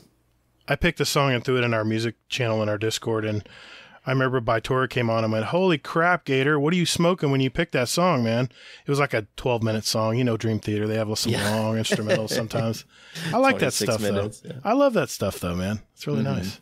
Well, good picks, man. Those are solid. Sounds like we're pretty much on the same level on music, what we like to listen to. Hazel, what do you got, man? All right. So one song that I added here is called Beautiful Life. It's a nice, soft singer-songwriter kind of vibe. It's on a video that my sister-in-law made for my wife and I for like an anniversary gift. She took pictures of when we got married and all this and that and the other thing, put it on a video, and then put this song in the background to it, and just put that out there. And then my second song is Santa Monica by Everclear from 1995. Man. Just immediately took me back, and I'm like, yes. Old Everclear. I haven't heard an Everclear song in a while. Yeah. I know, right? Good deal, man. Good grab. Okay. Everybody knows by now I like to do a little research on my picks, so I'll give you the short version here. My first pick, I chose another great metal band for my favorites playlist. This group formed in Stockholm, Sweden in 1989. Every member of this band over the years has been replaced. It's been influenced by progressive rock, folk, death metal, jazz, and blues, and has transitioned pretty much to what they are today. They produced 13 studio albums, and this song is from their 12th album from 2016. Their album is named Sorceress, and my song is an acoustic metal song named Will o' the Wisp. A truly beautiful song, but with that little punch of rock element that makes it truly unique. So that's my first pick. My second pick, I chose a classic this week, guys. When I first listened to this album, I was on a high school trip in Mexico City, Mexico in 1984. I bought it in a bodega on one of those old spinning wire racks. I recognized the band's logo, but it was all in Spanish. But luckily, the song was all original English as far as the production of the cassette. Yeah, cassette. I said that right. Man, the memories from this one. This band formed in London in 1968, and over the years, 19 different musicians have come and gone. They have 21 studio albums and were inducted into the Rock and Roll Hall of Fame in 2017. I saw that, by the way, on HBO. This song is off their third self-titled album from 1971. It's my all-time top 10 music groups in my life. It's the song Starship Troopers from the rock supergroup Yes. This makes the second Yes song in our playlist, by the way. And as requested, Mrs. Gator has chosen a song for this week's show, and this is what she says. Love upbeat folk bluegrass songs about murder? I sure do, which is why I'm completely enamored with Miss Mary by the Dead South.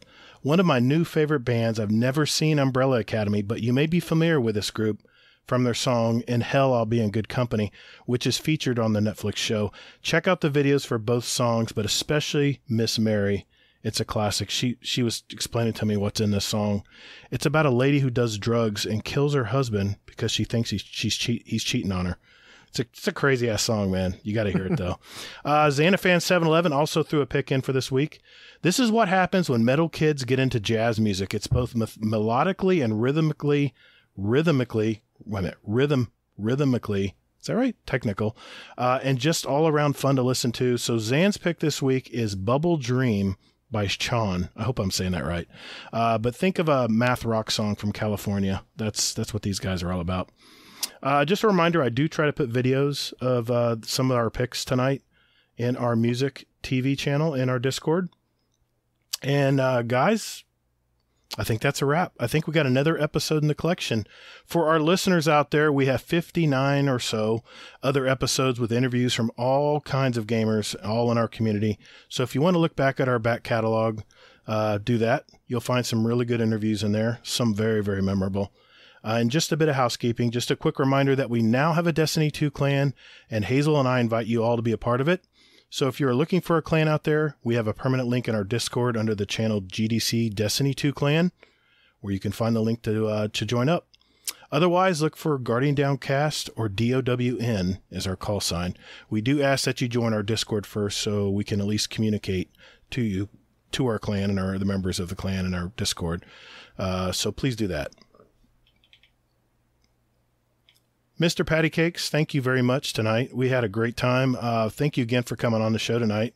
I got to give a shout out to Nosey for sending you our way. He seems to really love what you do out there, and I'm glad he did because we found some really cool stuff tonight about you, man. Yes, thank you so much for having me on the show. It's really fun chatting with you guys. Well, before we go, Glad. Yeah, where can everybody find you before we leave? I know I mentioned your credentials at the front of the episode, but I want just to repeat them here for everybody. Probably the number one place most people will look is on YouTube. So that's youtube.com/Pattycakes Gaming, or just search in Pattycakes Gaming. It should pull up for you. I also stream usually about 2 nights a week. I do Tuesday afternoons and Friday evenings currently. Okay. So I can kind of get some time for the European guys and people in Asia, and then also the US hours, of course. And that is twitch.tv/PattycakesPC.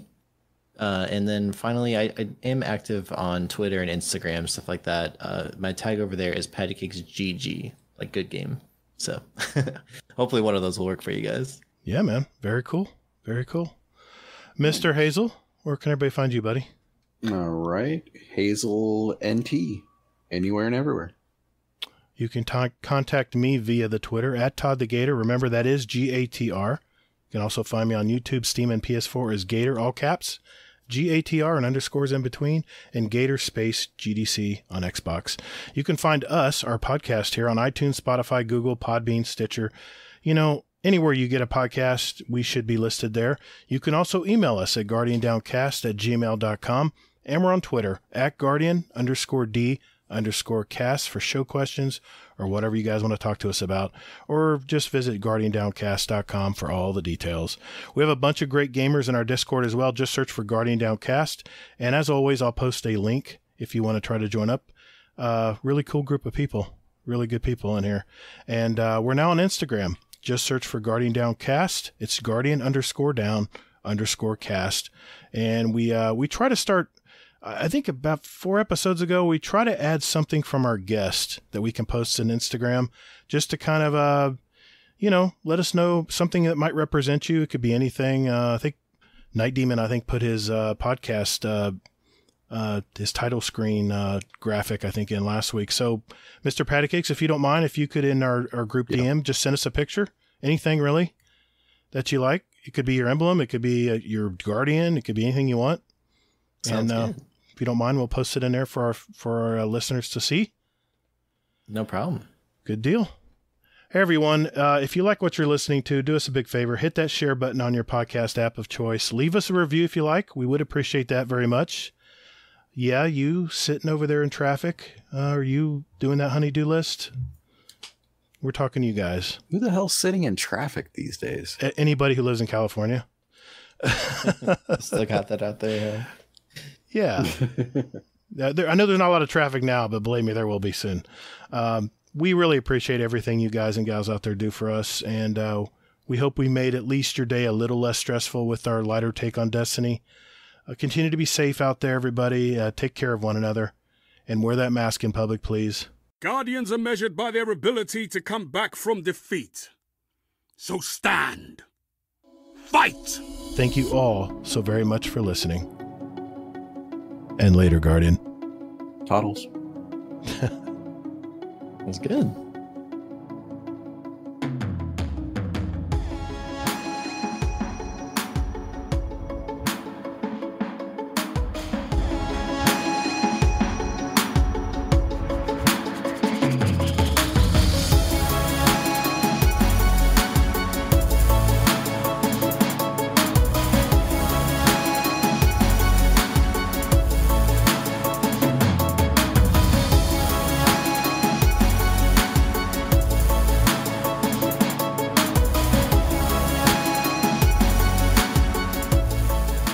Dude, thank you very much. I had a great time tonight. That was really fun. Sorry we kept you. We're a little bit longer than Guardian Hub. Oh, if you haven't figured it out. Yeah. We have a lot of segments, and we've tried to crunch the show down, but then you wonder how kind of quality entertainment is it, if we start running through stuff so quickly. So I like the longer format, honestly. I like to listen to Joe Rogan's podcast. It goes off in 3 hours, and it's like that doesn't really bother me. You gotta like be in the right mood for it, of course. So, it's like, but that's the type of stuff when I'm sitting there grinding through PvE like stuff that's pretty brainless. I like to listen to shows like that. So. Yeah, exactly. I love Joe Rogan. That guy. He's so conversational. It's just magic what he does. You can talk to anybody and make it interesting. He's awesome. Yeah.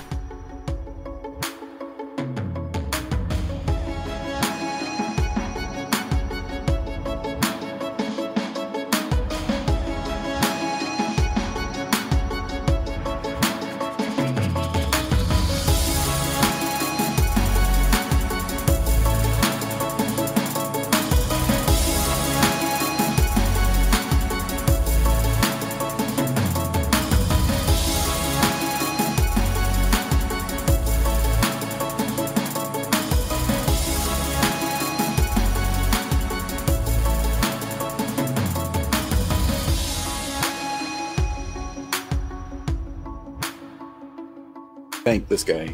He's a genius at editing.